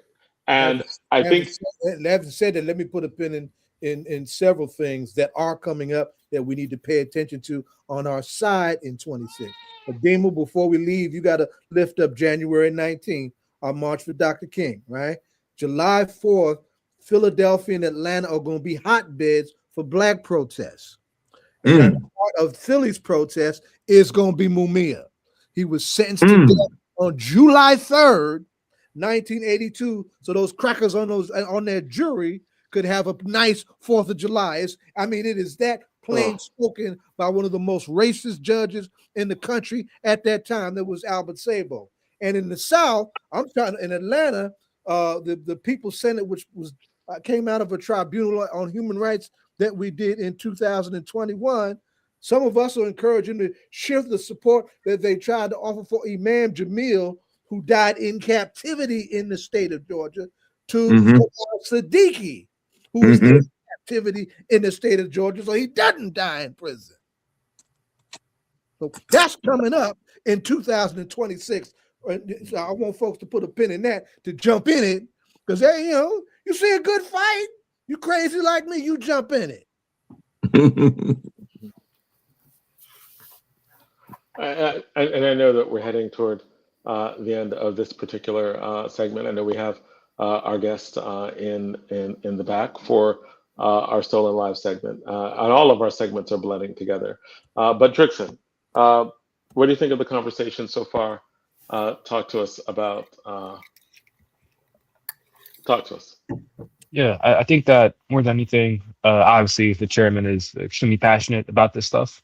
I think that the piece that's going to leave me is, I watched these old films. I recently watched, the Kawaida Towers, the mayor's father, the project that they were working on, and just seeing the film, like the amount of vitriol, for that project. There's like, they got the police officers lined up, they got all the residents, and it was just, insane. Tell everybody about the film that you saw, because we want folks to plug into what you're talking about. You're banging, son. You're banging. We hear. Yeah. You. So yeah, it was just, it was on YouTube. Literally just, Kawaida Towers as in Newark, Kawita. I want to say, but it might be a D. Kawaida. It's D. It's a D. With a D. Awesome. But yeah, it's a free documentary on YouTube.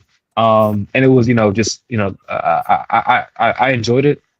So it's like, for the chairman to experience that, for the others, in this session, you guys, some of the 70s, the 80s, the 90s, of course, and for this, 2025, 2026 now, Happy New Year's, for this to stand out to you guys, it's I think that obviously I'm Gen Z. I talk about like the whole antisocial perspective, so we get a little bit desensitized to these things. It's just normal. Like I remember Obama getting elected. I was maybe 6-ish. But Trump is kind of I was in middle school for that. And that was like during like memes and social media came out, so it's just kind of been normal for me to kind of have a crazy president. And all these crazy politics, and crazy headlines, crazy sensationalism headlines of he's doing this, he's dismantling that. Seeing that, what really hurt, honestly, if I could, say, during when he was getting sued, and they were suing the heck out of him. All of like Joe Biden's presidency, they're really going after him, and all the conversation was like, he's done, we got him. Everybody, it's okay now. Trump, he's going to go to prison for a long time. We got him, so on and so forth. He's going to be a one-term, president, and and whatnot. And then obviously, now we have this, this craziness. So yeah, it is interesting. But I will say, one of you guys mentioned it. Just looking at the numbers, just the raw numbers. Trying to incite something, trying to start, whether it's a Civil War 2.0, whether it's this just this white supremacy. They don't have the numbers that I think that they're expecting, especially given the whole, we didn't touch on Charlie Kirk during this meeting, but like that whole, thing, the immediate aftermath was kind of like going to war. Like you guys talk about Stephen Miller, he got up there like during like the eulogy funeral area, and he's like talking about the enemy, the military's there, he's trying to rile them up, and they weren't really getting riled up. I thought that was pretty interesting. It's kind of like they wanted, or it just felt like, some of the rhetoric was like, hey, it's wartime, war against who? I don't know. But it's wartime, and people weren't really going for it. And then now it's like, kind of, fell flat a little bit. So it's like, I do love to see, just in terms of community, like-minded people, Chicago, obviously it's not just us out there, and I think that moving forward, it won't just be us out there. And obviously Mayor Mamdani, his win of the billions of dollars that I can't even comprehend. It's 1,000 million, all of that, and he still won. So yeah, while we still do have democracy, it would be nice for us to take advantage of it before it is too late. All right, well, thank you. Drickson, well said, brother. Well said. The video that you referred to is a new film. I'm putting it in a link now. I appreciate your contribution, son. Drickson, before we finish this segment, one thing that Chairman said, and Professor Harris is a professor of history too. Were you able to name any of the fights during the Civil War that Black soldiers participated in? So yes, but it would have been a cop-out answer. I would have just said Gettysburg and let that be that. But yeah, I had to do a lot of my own research when it came to like the Revolutionary War. We were there for that. I didn't know that. They said that for the Revolutionary War, it was you guys actually might have the numbers, but let's say 10% of the actual workforce were Black men. But we fought for like 3 times the average length, because our enlistment times were like 18 months at a time, whereas others it's like 3 months, at a time. So yeah, just our contributions have been significant, but I don't remember covering that, in school per se. Cool, I like that. About 5,000.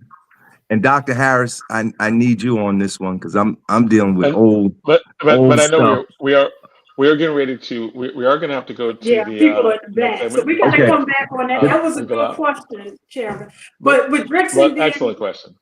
I don't know if this is your first time, Drickson, but as a new show, this is a hip hop political show. When you're doing the work that you do in the community, with your people, whatever you're doing that you passionately do, what hip hop artist, individual, or group do you listen to that keeps you inspired? Inspired? Oh, that's it keeps you inspired. That keeps you inspired. Hip hop, individual, or group? Huh? Who do I listen to constantly now? I listen to a lot of mumble rap these days. It could be multiple people, one person. It could just be what you're bumping with. So even if Yeah, what yeah. you listen to is not hip hop, who is it? Yeah, I'll say that Pop Smoke for me was one of my favorite artists of all time. God rest his soul.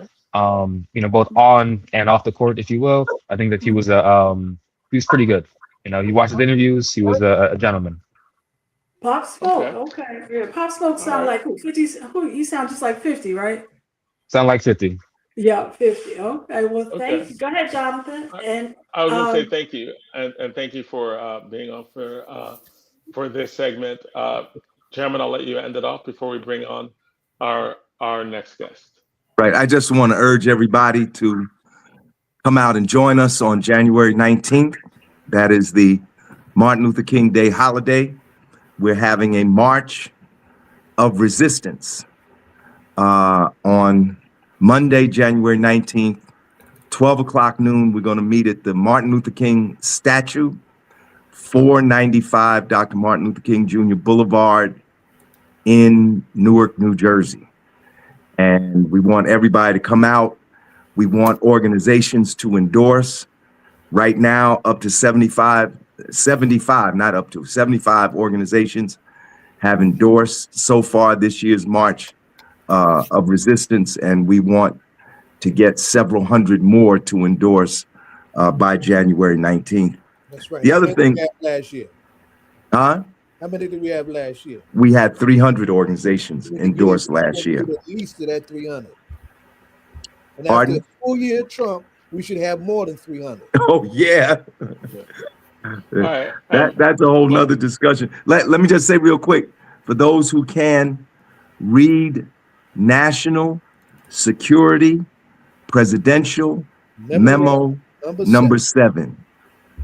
Everybody should read that. Okay. National Security Presidential Memo number 7. Right. All right. We'll put that, and I'm sure Zai will put that in our link.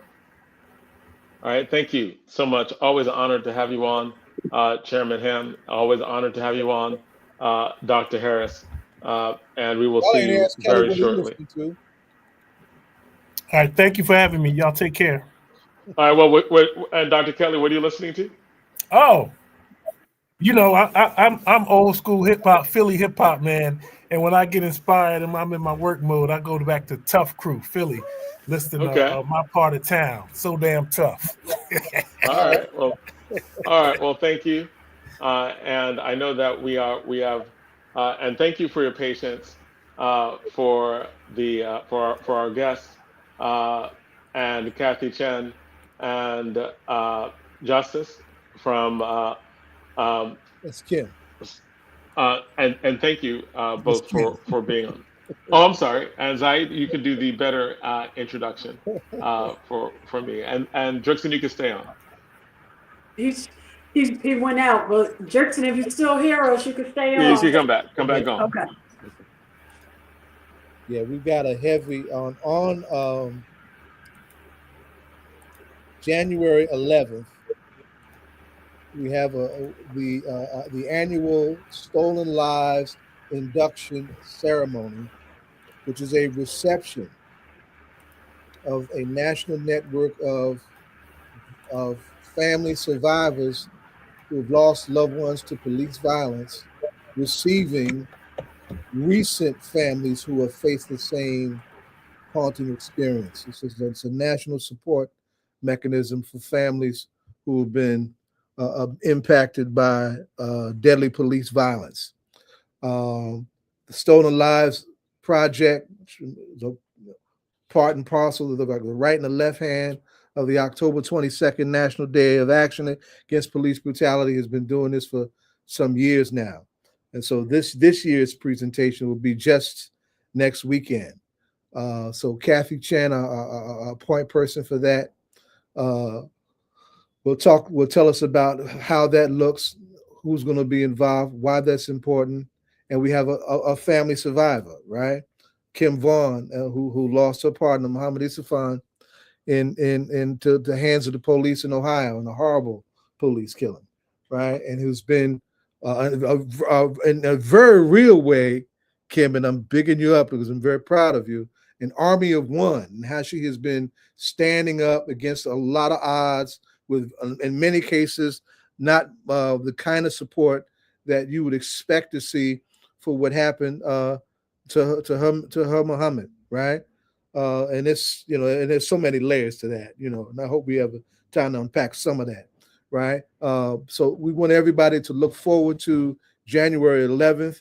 I'm going to put the YouTube, you know, promotional link in the chat as we have this conversation. And as I do that, Kathie, why don't you just open up the conversation and tell us about stolen lives in general and why that's important in this particular historical moment.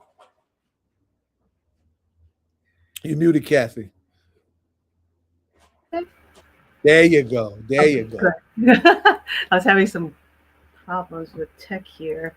So the Stolen Lives Project was started back in 1996. It was a different name back then. So it's basically when the October 22nd Coalition began.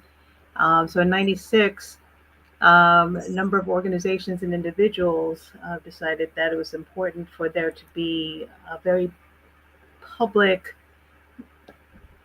open representation of people around the country who feel that police brutality was an epidemic, and that there are plenty of people who are standing against police violence, against state repression, against criminalization of youth. And it ended up continuing for still today. And we have just had our 30th National Day of Protest last year. Oh no, wait, is it 30? I gotta do math.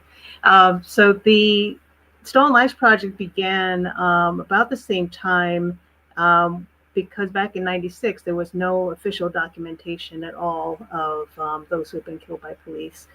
And so those who were doing the work with October 22nd Coalition took on the task of trying to document as many cases as possible of people who have been killed by law enforcement in the United States. And I think it was called the Names Project originally. And the poet Luis Rivera was the one who suggested, like, hey, if you're going to be making this claim about police terrorizing people in this country and just murdering people, then you need to have, you know, some evidence of that. Not that people wouldn't believe it, but you need to show people, because especially for those who question that. So the Stolen Lives Project published a book, I think in 98. 99.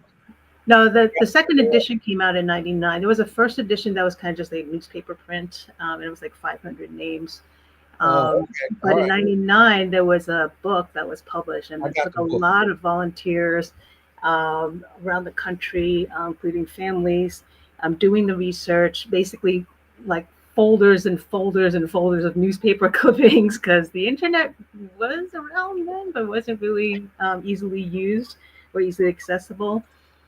So the book came out back in 1999. Let me put the link, because we have all the pages of that book uploaded as PDFs for those who'd like to read it. And oh, sorry. As you adjusting your tech, I just want to put a pin in that. 99 was a horrible year, right? And some very big national cases took place, particularly in this area, the Amadou Diallo killing, right?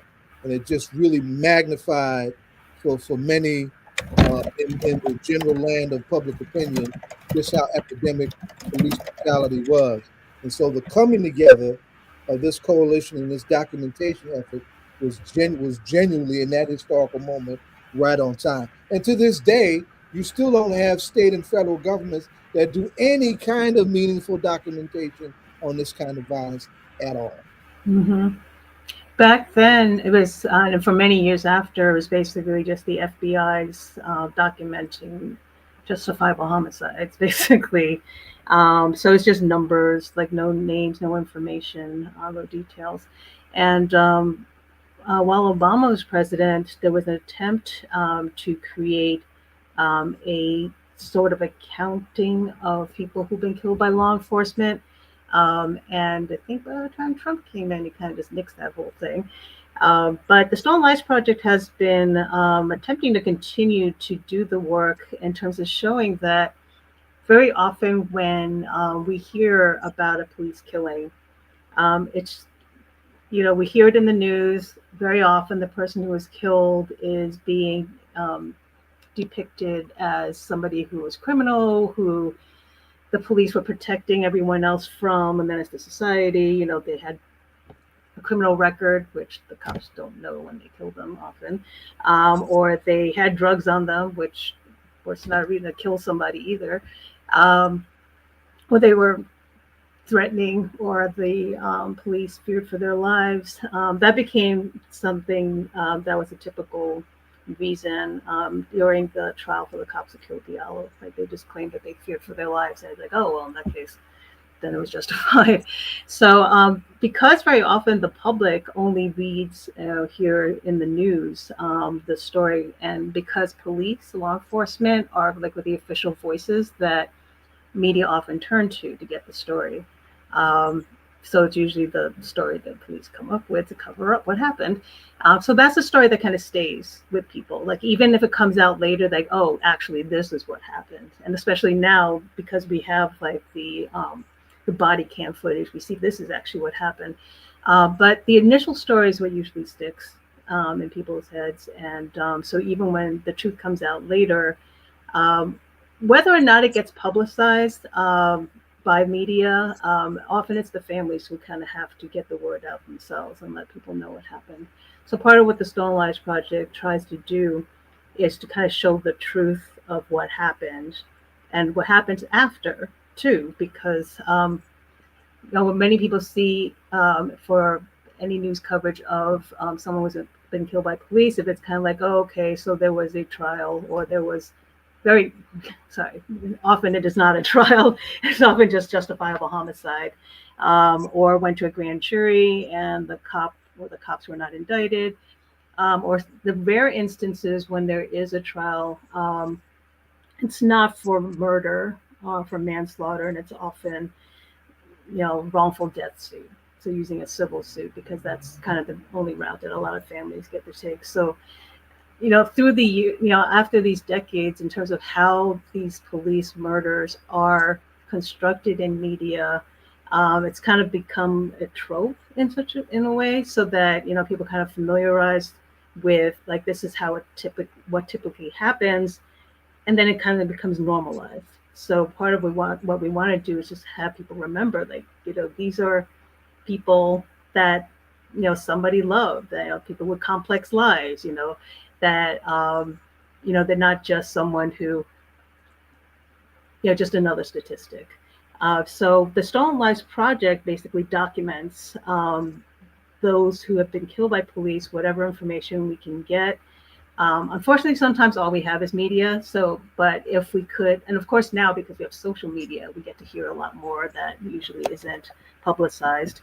But we try to get the families and the loved ones to be able to tell us what happened, because they're the ones that experience the aftermath of it. And they're the ones that sometimes find out, turns out this is what happened to my son, to my aunt, to my, so my cousin, my best friend, or, my spouse, or my, so they, because they're the ones that find out what really happened. And often also because the lawyers may tell them not to speak publicly about it because it might hurt their case. We do want to give families and loved ones of those who've been killed by police the chance to tell those stories to a larger audience. And Stolen Lives induction ceremonies is kind of like a formality. So we document all cases of people killed by police, but the induction ceremony is just a platform for families to speak and tell their truths, and to have people be able to hear that.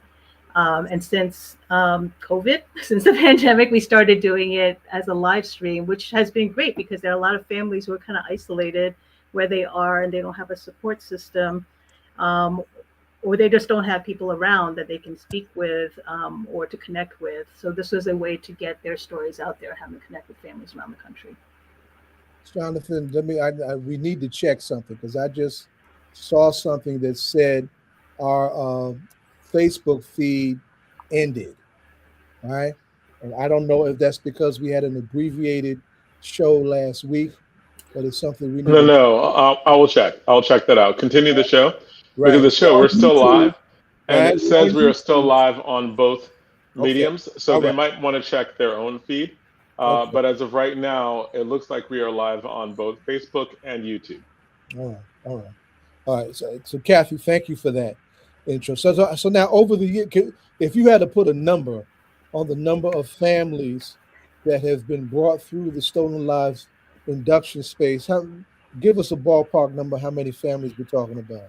I actually did. I want to say 60 something, because we used to have them as in-person ceremonies, so like local ceremonies, and not every area has that or does that.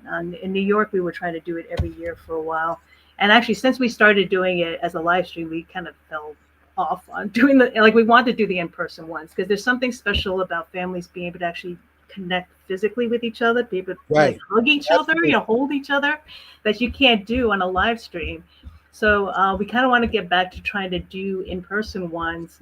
But these live stream ones just has been great in terms of like anybody can listen to it anytime, like once it's streamed, so it's like people can always go back and refer other people like, oh, if you go to this point, this is where I tell my story about my loved one who was murdered. Now tell your story. I mean, you have been key in bringing other stories and other voices in. What brought you into this? Actually, it was the Diallo case, because I was raised in a very conservative household, and I was always told turn to police if you need help, and so I questioned things, but I was like, whatever, I wasn't. I saw myself as being someone who wasn't political, because my view of politics as I was growing up was two old white guys in suits yelling at each other, and I was like, that has nothing to do with me, so I don't care about politics, And so I think after Diallo was killed, I never really paid attention to the news in general, and I don't know if it's like a healthy skepticism as a kid, or because my dad always said, well, you have to watch the news, so it's like, but I wasn't following the story, but I knew enough about what was going on, and I happened to hear the verdict in a store, like it was just playing the radio, and I was just like, seriously? I was like, it was kind of obvious, that they're guilty. So then I just started going to these like panel discussions and forums to figure out like, well, what's going on here? Because it just didn't make any sense to me. And I went to one panel Sorry to interrupt. It seems like the Facebook feed did actually go out. Our YouTube feed is still going strong. Yeah. Everyone should go to our YouTube page, and I'm going to put something on our Facebook page, just telling people who are wanting to see the broadcast still to go to All Politics Are Local on YouTube, while I try to figure out what happened on our Facebook Live. Normally, Facebook doesn't go off until you tell it to go off, unless they change a new Facebook rule that just limited it to 2 hours, which would be new. Yeah, so Meta I'll try to figure changing out things. Right. So I'll try to figure that out while they please continue the conversation, and everyone should also subscribe to All Politics Are Local on YouTube. Share, and subscribe. Yeah. Yes. And we're going to be doing our live stream. Yeah, you were just telling us that you had went into the store and you heard the announcement over the radio, and you were like, which caused you to. Go ahead. That's where you were at. Yeah, and that this one panel that was organized by the New York New Abolitionists, it was just like a spotlight on the PBA. I'm like, what's the PBA? So I learned a lot. But at that panel was Nicholas Hayward Sr., Steve Yip, King Dowding, Jill Nelson, Graham Weatherspoon. So like all these people I now know, and but they were all on this panel, and I didn't know who they were then. But I bought a Stolen Lives book at that panel. And so I just started going to meetings and forums and panels and marches just because I just wanted to know what was happening, because things just didn't make sense to me, and I just wanted to know more. Wow. You know, I never had. You had your aha moment at that. But actually, brutality has been a politicizing force for young people at different points in this country's history, right? And that particular killing, and there was a number of killings in this area around that time that were almost as brazen as was Amadou Diallo's. So it affected a lot of people. It really did. We took to the streets.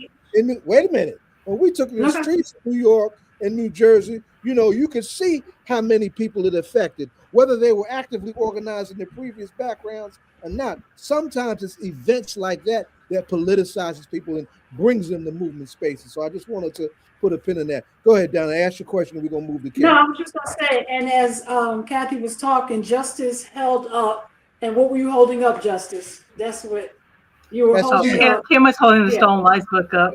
Okay. She has the physical book. Yeah, I don't know what mine is, but I definitely have it. I remember the day I bought it. And we did an event. We did a poetry reading. I organized a poetry reading against police brutality, which was at the African Globe Theater on Broad Street. That was a good spot to do things like that back then. And one of our favorite artists was just really beginning to make a name for himself. And he was just, trying to, get himself together, by the name of Jerry Gant. And our art community would know who Jerry Gant was, because he has gone on to really make a real name for himself and impact with his art, and passed away recently, right? So it was a heavy time. It was a really, really heavy time. Kim, you're not coming to this as someone the way Kathie came to this. You're coming to this in that painful, traumatic way of having lived through this, right? I want you to tell the story of what happened to your husband, what happened to Muhammad. But before you tell that story, important to what we do in this work is the humanizing of our loved ones, right? So before you tell us what happened to Muhammad, tell us who Muhammad was. Then tell that story. Muhammad was my former husband. He is also the father of my only living child. I have 3 children, 2 babies in heaven with Muhammad. And he was the biggest teddy bear, biggest goofball, a really good mechanic. Some of the things that he taught me are still with me to this day, including his car, still with me to this day. So,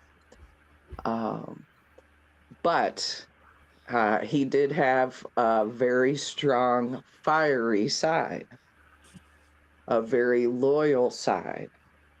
And even though him and I, we were divorced at the time of his murder, he had re-proposed to me the last night I saw him alive before his murder. But it didn't matter. With us, we shared blood on the night of our wedding. And we always said that no matter what between us, we were always going to try and be the best friends and the best parents that we could be. And when the chips were down, it didn't matter if we were locking horns, if something went down with him or, his side of the family overseas, or if something, went down on my side, whatever. The slate was wiped clean and we were thick as thieves, and that's just the way we ran. So, a lot of people say, oh, yeah, she was his ex-wife. She's just out for the bag. No, absolutely not. I am not out for the ghetto lottery, the bag, the money. All I have ever wanted is to have Muhammad's true story of justice put out there. And as Kathie mentioned a little earlier, Muhammad got murdered again in the press after he got murdered by the Akron police. Akron, Ohio, by the way. And yes, when you hear Akron, Ohio, you only think of one name. You never get to hear my Muhammad's name. But trust me, he's there. So it became very important over the past couple years for the tracking of the stolen lives. For that reason, one, because, our loved ones get murdered in the press and we don't get a fighting chance. Neither do they. So this is definitely an opportunity for us to humanize them and decriminalize them. And secondly, because of the new demands that Trump has put over all of us impacted families, one of them being that he ordered the Department of Justice to completely delete the police tracking base of all police wrongdoing, murders, things of that nature. It's gone. So it becomes extra important for the stolen lives to keep tracking and help us to keep honoring all those victims. We wish we didn't have to add any more names. We wish that there wasn't ever a tracking database, even to be deleted. But unfortunately, that's what we're faced with. In addition to Trump freezing some of our cases, which mine was frozen, throwing out some of our cases, which Muhammad's case was thrown out in June. And I actually brought just one of my flyers. I know you probably can't see it real well, but it says, "Attention, public service announcement. Don't run out of fuel in Akron. Federal Judge David Ruiz says the 2 Akron officers who killed Muhammad Isafan were justified in their actions because it is a misdemeanor to leave your vehicle on the side of the road to go get fuel." That is his quote in his written response when he threw out my Muhammad's case. Which took He place completely denied my eyewitness. He completely denied the video from the business across the street and threw the case out.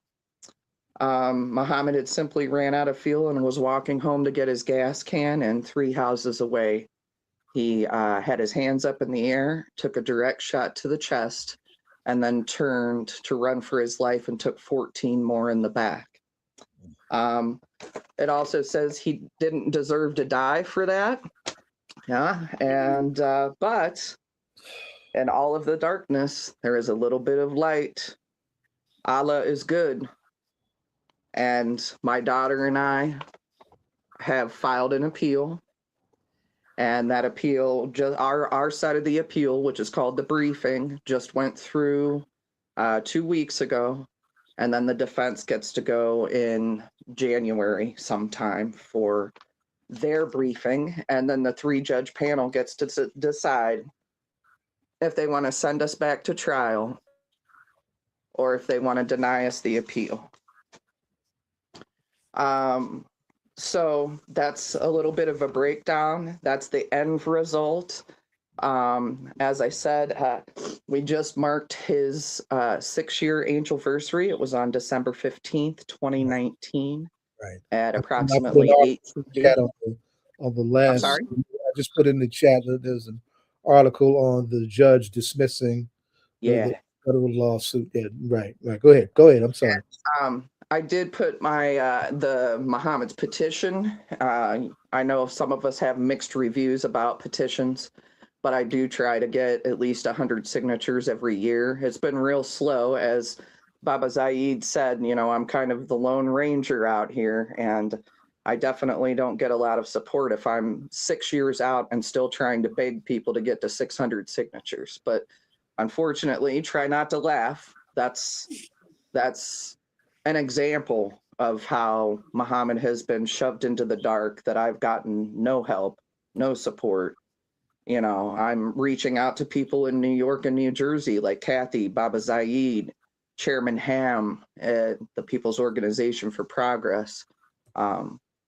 So if that tells you anything, then I have to reach that far. But Kathie and the Stolen Lives Induction crew and the October 22nd National Day of Protest National Committee have been like family, and they have been there for me when nobody else on this earth has. So, as I said, though, Muhammad left his car on the side of the road. It was a Sunday morning, about 8:30. He went to walk home to get his gas can out of the basement, and by 9 o'clock, he was dead. 3 houses away from home, 2 Akron, Ohio police officers got out of an unmarked white Ford Taurus, guns already drawn behind their doors. Muhammad never had a chance. He was sitting on the ground smoking a cigarette, and you see him look over his shoulder, and they're already out with their guns, no questions asked. And you see him stand up, put his hands up in the air, take the shot to the chest like anybody else. If you're going to shoot me with my hands in the air, I'm going to try and run for my life.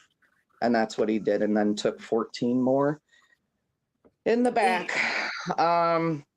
They said that he appeared to pull a gun on them, of course, but didn't have their body cams going because they were supposed to be on special duty monitoring a metropolitan senior housing high-rise building on a Sunday morning.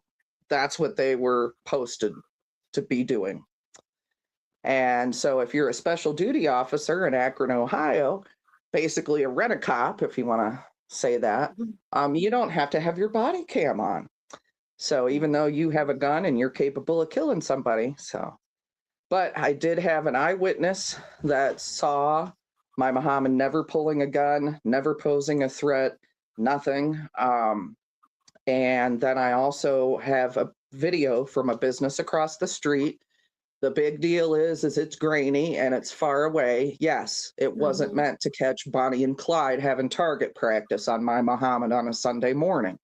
So, but it does show you, and you can see enough of it that they're saying Muhammad like turned at the last minute and pulled a gun on him. You can clearly see him in a forward motion and fall down flat on his face. There was never any turning. And that's just one thing. They tried to say, oh, he ducked down when he saw us coming. Well, how would he know it was you if you were in an unmarked white Ford Taurus? So I could go on with all the discrepancies. These are just a few of the things that can be pulled out of that video that Judge Ruiz dismissed. They did turn on their body cams after killing him, long enough for me to see them harassing him, standing over him and saying, nice shot. And, oh, yeah, the one officer, he zigged when he should have zagged, and laughing while they're putting him in the coroner's van, ripping his pants down around his ankles and leaving him in a field in 15-degree weather, no barricades, no tent, no blanket, no nothing. Yeah, it's great. Well, then, since they didn't have body cams, they didn't bother to tell us anything about what happened. The only reason I knew anything was because that eyewitness got in touch with me over Facebook. They actually took 504 days to present my daughter and I with the case file. Because they knew that that's a year and a half. Just to put in that. That's a year and a half. That's a year and a half, 504 days that my daughter and I went without knowing, except for what the eyewitness told us. And we're seeing all this stuff coming out in the papers. He had a gun, he pulled a gun, you know, this and that. And of course, with the name Muhammad, you know, they took full opportunity to make him out to be the terrorist of the century, and he was going to bomb Akron, and thank you, Akron police, for saving Akron. Oh, yeah. So part of that was we had to come through the grand jury, and they wouldn't give us the file until grand jury was clear. Of course, the grand jury did not call my eyewitness to testify. Therefore, they cleared the officers and gave a no bill for his grand jury. Absolutely. Yeah. The witness called me up and he says, Kim, isn't grand jury today? I said, yeah, where the hell are you? And he says, I'm sitting home on my couch. I said, you never got a letter, a subpoena, a phone call, a text, something in the mail, a cop beating on your door, anything? Nothing. I am sitting on my couch. I knew then. That grand jury's going to clear those officers, and they sure did. Let me ask you this. Because we're starting to move up against the clock. Okay. You alluded to, and it's been 6 years now since Muhammad's case and his incident, but you've alluded to the support that the Stolen Lives circle has been for you. You now are on the other side of that, and you are part of a network of families that are embracing other families who've gone through a situation like yours. How has that been for you? It's kind of a double-edged sword. I have to admit. And I think the biggest reason why is because we all deal with this in different ways. We all grieve differently. Some of us are more fiery individuals and want to fight and don't care that, everybody says, oh, you're going to ruin your case. I've never shut up. I even tell my lawyer, I'm going to counsel tonight to tee off against, the Akron police, just letting you know what I'm doing. And he'll text me back, good, go do it. Or I'm going to be on this podcast tonight with Baba Saeed, just letting you know. Okay, yeah, tell him, So, and he was livid when he found out that the case was tossed. But getting back to stolen lives, it's been a blessing because, especially within the past year for me, I've come into this, like, I finally figured out that this is what I was meant to do. Like, this is my calling. And even though I was thrown into it in the most tragic of circumstances, I feel like, okay, Muhammad picked me all those many years ago without knowing that he needed me to be the one to do this for him now. Good God. And so it puts me in touch with other families. And it helps me to be able to reach out to them. It helps me to be able to help them honor their loved ones and help pull them through this process. Whereas I didn't really have anybody. So it gives me the opportunity to not only continue to fight for my Muhammad fiercely and loyally, but it also offers me the opportunity to help others where I didn't have that help.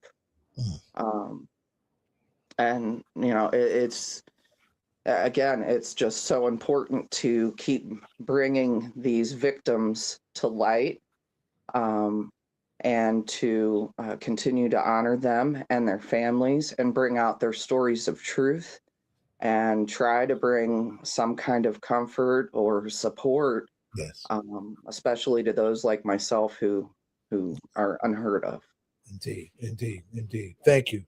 And I'm very, I said at the top of this conversation, I'm very proud of and how you've had to carry this weight in the singular way that you've had to carry it, and you've done it in a way that a lot of us absolutely appreciate, because this is the kind of thing that destroys families, destroys them.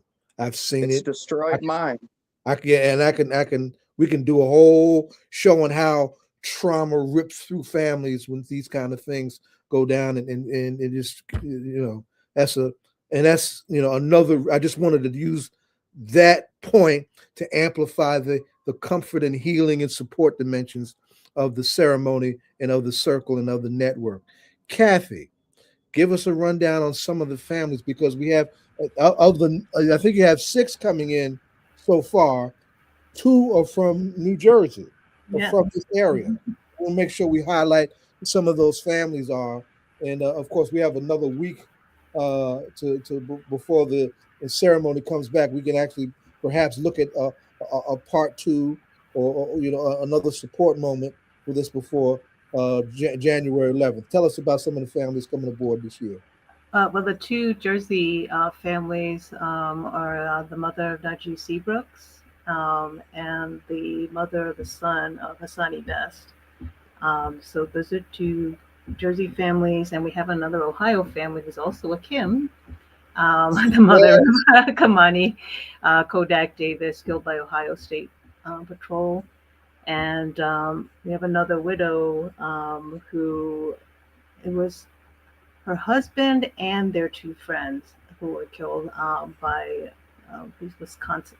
I have to look at the name of the town. Monona? I'm not familiar with it. The Wisconsin police. And we have the mother of Preston Graham, killed by Corpus Christi police. And we have the grandson of Philip Hatley, who was killed in 1939 by Memphis, Tennessee police. So this is during Jim Crow. And they have a whole, they don't have any photos of the grandfather. but they knew how he was murdered by the police there. So, so those are the 6 families we have who we're planning to. Hopefully, they'll all make it. And I'll be posting an updated flyer once I get all the pictures. I mean, I'm not sure what we'll do with about Philip Hadley, but I think we'll probably just get maybe a photo of the website to memorialize him. So we're hoping that people will tune in. Again, it's January 11th at 5 o'clock Eastern time, and the short link is tinyurl. Hold on, I gotta look for it again. tinyurl.com Stolen Lives to 2026, basically. So if you go to our website, you can find it from there. It's also streaming from Facebook, which now I'm not sure if that's a good idea based on what happened with just now. I got it on YouTube. It's on YouTube. We have YouTube. It's going to be live streamed both on YouTube. Yeah, YouTube is more reliable. Yeah. It's not meditative. I didn't set it up. And Louis set that up, so hopefully it works. Let me put a pin on 2 of those stories, because they're important for this area. I want to remind folks that just as when Hassani's case came down, we had just lost at the state Supreme Court level. This is August 7th, several years ago, of our push for our civilian review board here in Newark, with the powers that we originally invested in, which includes subpoena power, community-driven character, a disciplinary matrix, some very strong things that would have made the Newark CCRB the strongest civilian complaint review board in the country. Hassani gets killed the day after that decision came down. It's incredible. His wife, his partner and mother of his child, lived in the Bronx and had a hand in a long series of protests that took place in Asbury. And Asbury ain't nowhere near the Bronx. For about 1.5 years. In a way, she was another one. She was, very proud of Kay, but but this also hurt Kay deeply. So she ultimately, went through a public withdrawal that's consistent with trauma, in dealing with it. So we're glad that Kay is coming back into a public space and willing to be received and honored and treated in this way. Najee Seabrooks was a community-based violence interventionist with the Patterson Healing Collective, right? Who thought he was doing the right thing by calling his team and calling what he thought would be a respectful Patterson Police Department based on the work that they do. Unfortunately, that's not what happened. The Patterson Police Department hijacked that scene and took that young man out in less than 3 hours just because they didn't have time to be here all day with his situation, right? But out of that came the Najee Seabrooks, Andrew Washington bill, which is to put forward $2 million per program in 6 different counties, community-led crisis response teams, to be a part of the mix of first responders to people in mental health crises instead of the police, right? So, protest does matter for folks questioning whether or not it still does or doesn't. And I actually was supposed to be starting to work directly with the Patterson Healing Collective as they develop their own arm of that particular formation for their particular county. So I just want to put a pin in that. Jonathan, we want to jump on in. I was going to say, I really appreciate, based on like all the conversations we've had tonight, the importance of community and the conscious effort to build community where you are, because ultimately that's the strength. The strength is that the government is lying. They're trying to tear down people. And ultimately, when we talk now about the current political situation, I think that what I appreciated most from Chairman Hamm's conversation and Dr. Kelly Harris's conversation is this isn't new. The ways in which we have been living under the state being able to murder us and get away with it. or and try to get away with it, and having to push back against it. Because you are organizing to push back against the power of government and building community around that. And that's important more now than ever, like more now than ever, because I think we should all be trained to look at what you are doing, what you are building, and understanding that's what we should have been doing all along anyway, because your struggle is all of our struggle, because what they can do to one, they do to another, and it doesn't matter what you're doing. It doesn't matter if you're out protesting or just walking down the street or just being yourself, right? If you look a certain way, if you are a certain way, if you catch someone on the wrong day, people abuse their power. Then they do it on different levels, and it always has to be checked. So Or so just thank you. getting gas. Or just getting gas. Which is Right, or just John, getting gas. before Right. Yes.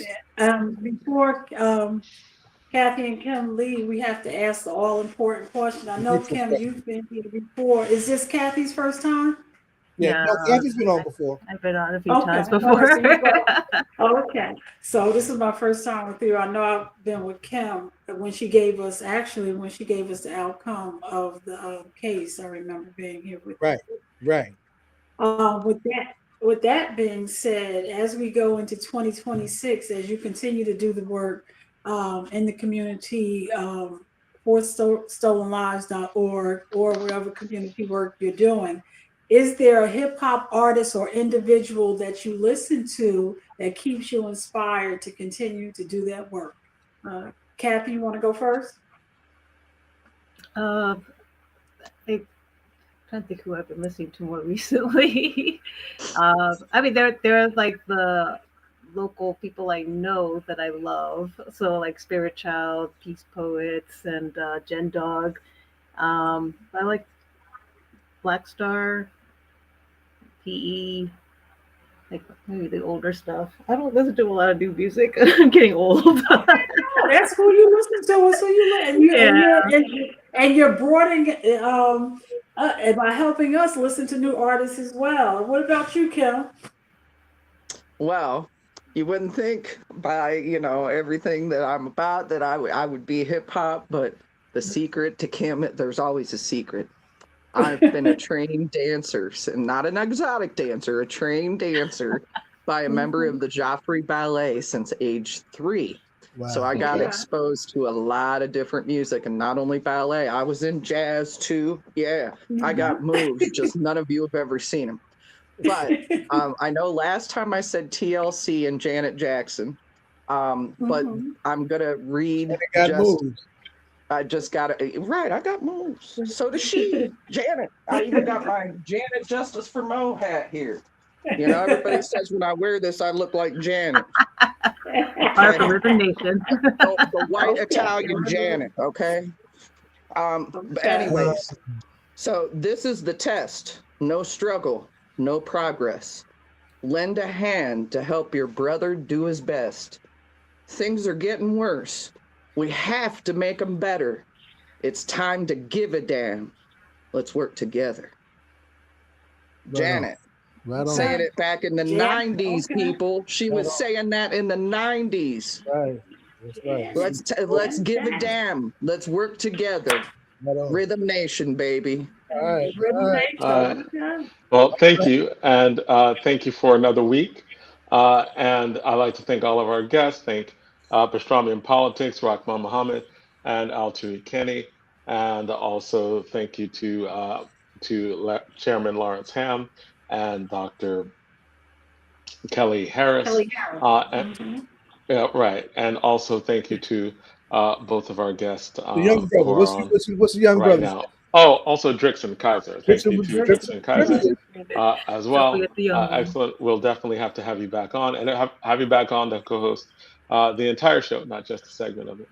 And Jonathan, before we close, I just wanted to give condolences. I know if everybody knows, on 12th Street is the big shelter right there that sits between probably 12th and South Orange, and 12th and 13th actually on South 12th Street, right across from the graveyard. Pastor, if you know Delonte Bass, I didn't know that was his grandfather, but Pastor Tommy Dura, who was the founder of that shelter, that for people who are home, anybody who was homeless, you probably can go there and get a room, whether it be a month or to how long you need to stay there. He has gone on to glory as of January 1st, and he's done tremendous work, feeding the community, clothing the community, housing the community.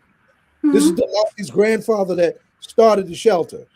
Right, that's what Delonte posted. I didn't realize that, but he said it was his grandfather. But Pastor Durr, he's done a lot of great work in the community, and I know a lot of people have made donations there, and it was right in the heart of the community. So thank you for the work and to see what's going on. But he passed. Donna, are you in touch with Delonte? Yes, I can. Please give him our regards, and we need to probably have a conversation about the future of that shelter. Oh, and Delonte was also, we'll connect with him. I'll tell him to connect. Yes. Okay. All right. Well, thank you so much. And until next week, we will see you soon. Be careful, be safe, and peace. We'll see you next week. Thank you for having us. Whirlwind, and you don't stop.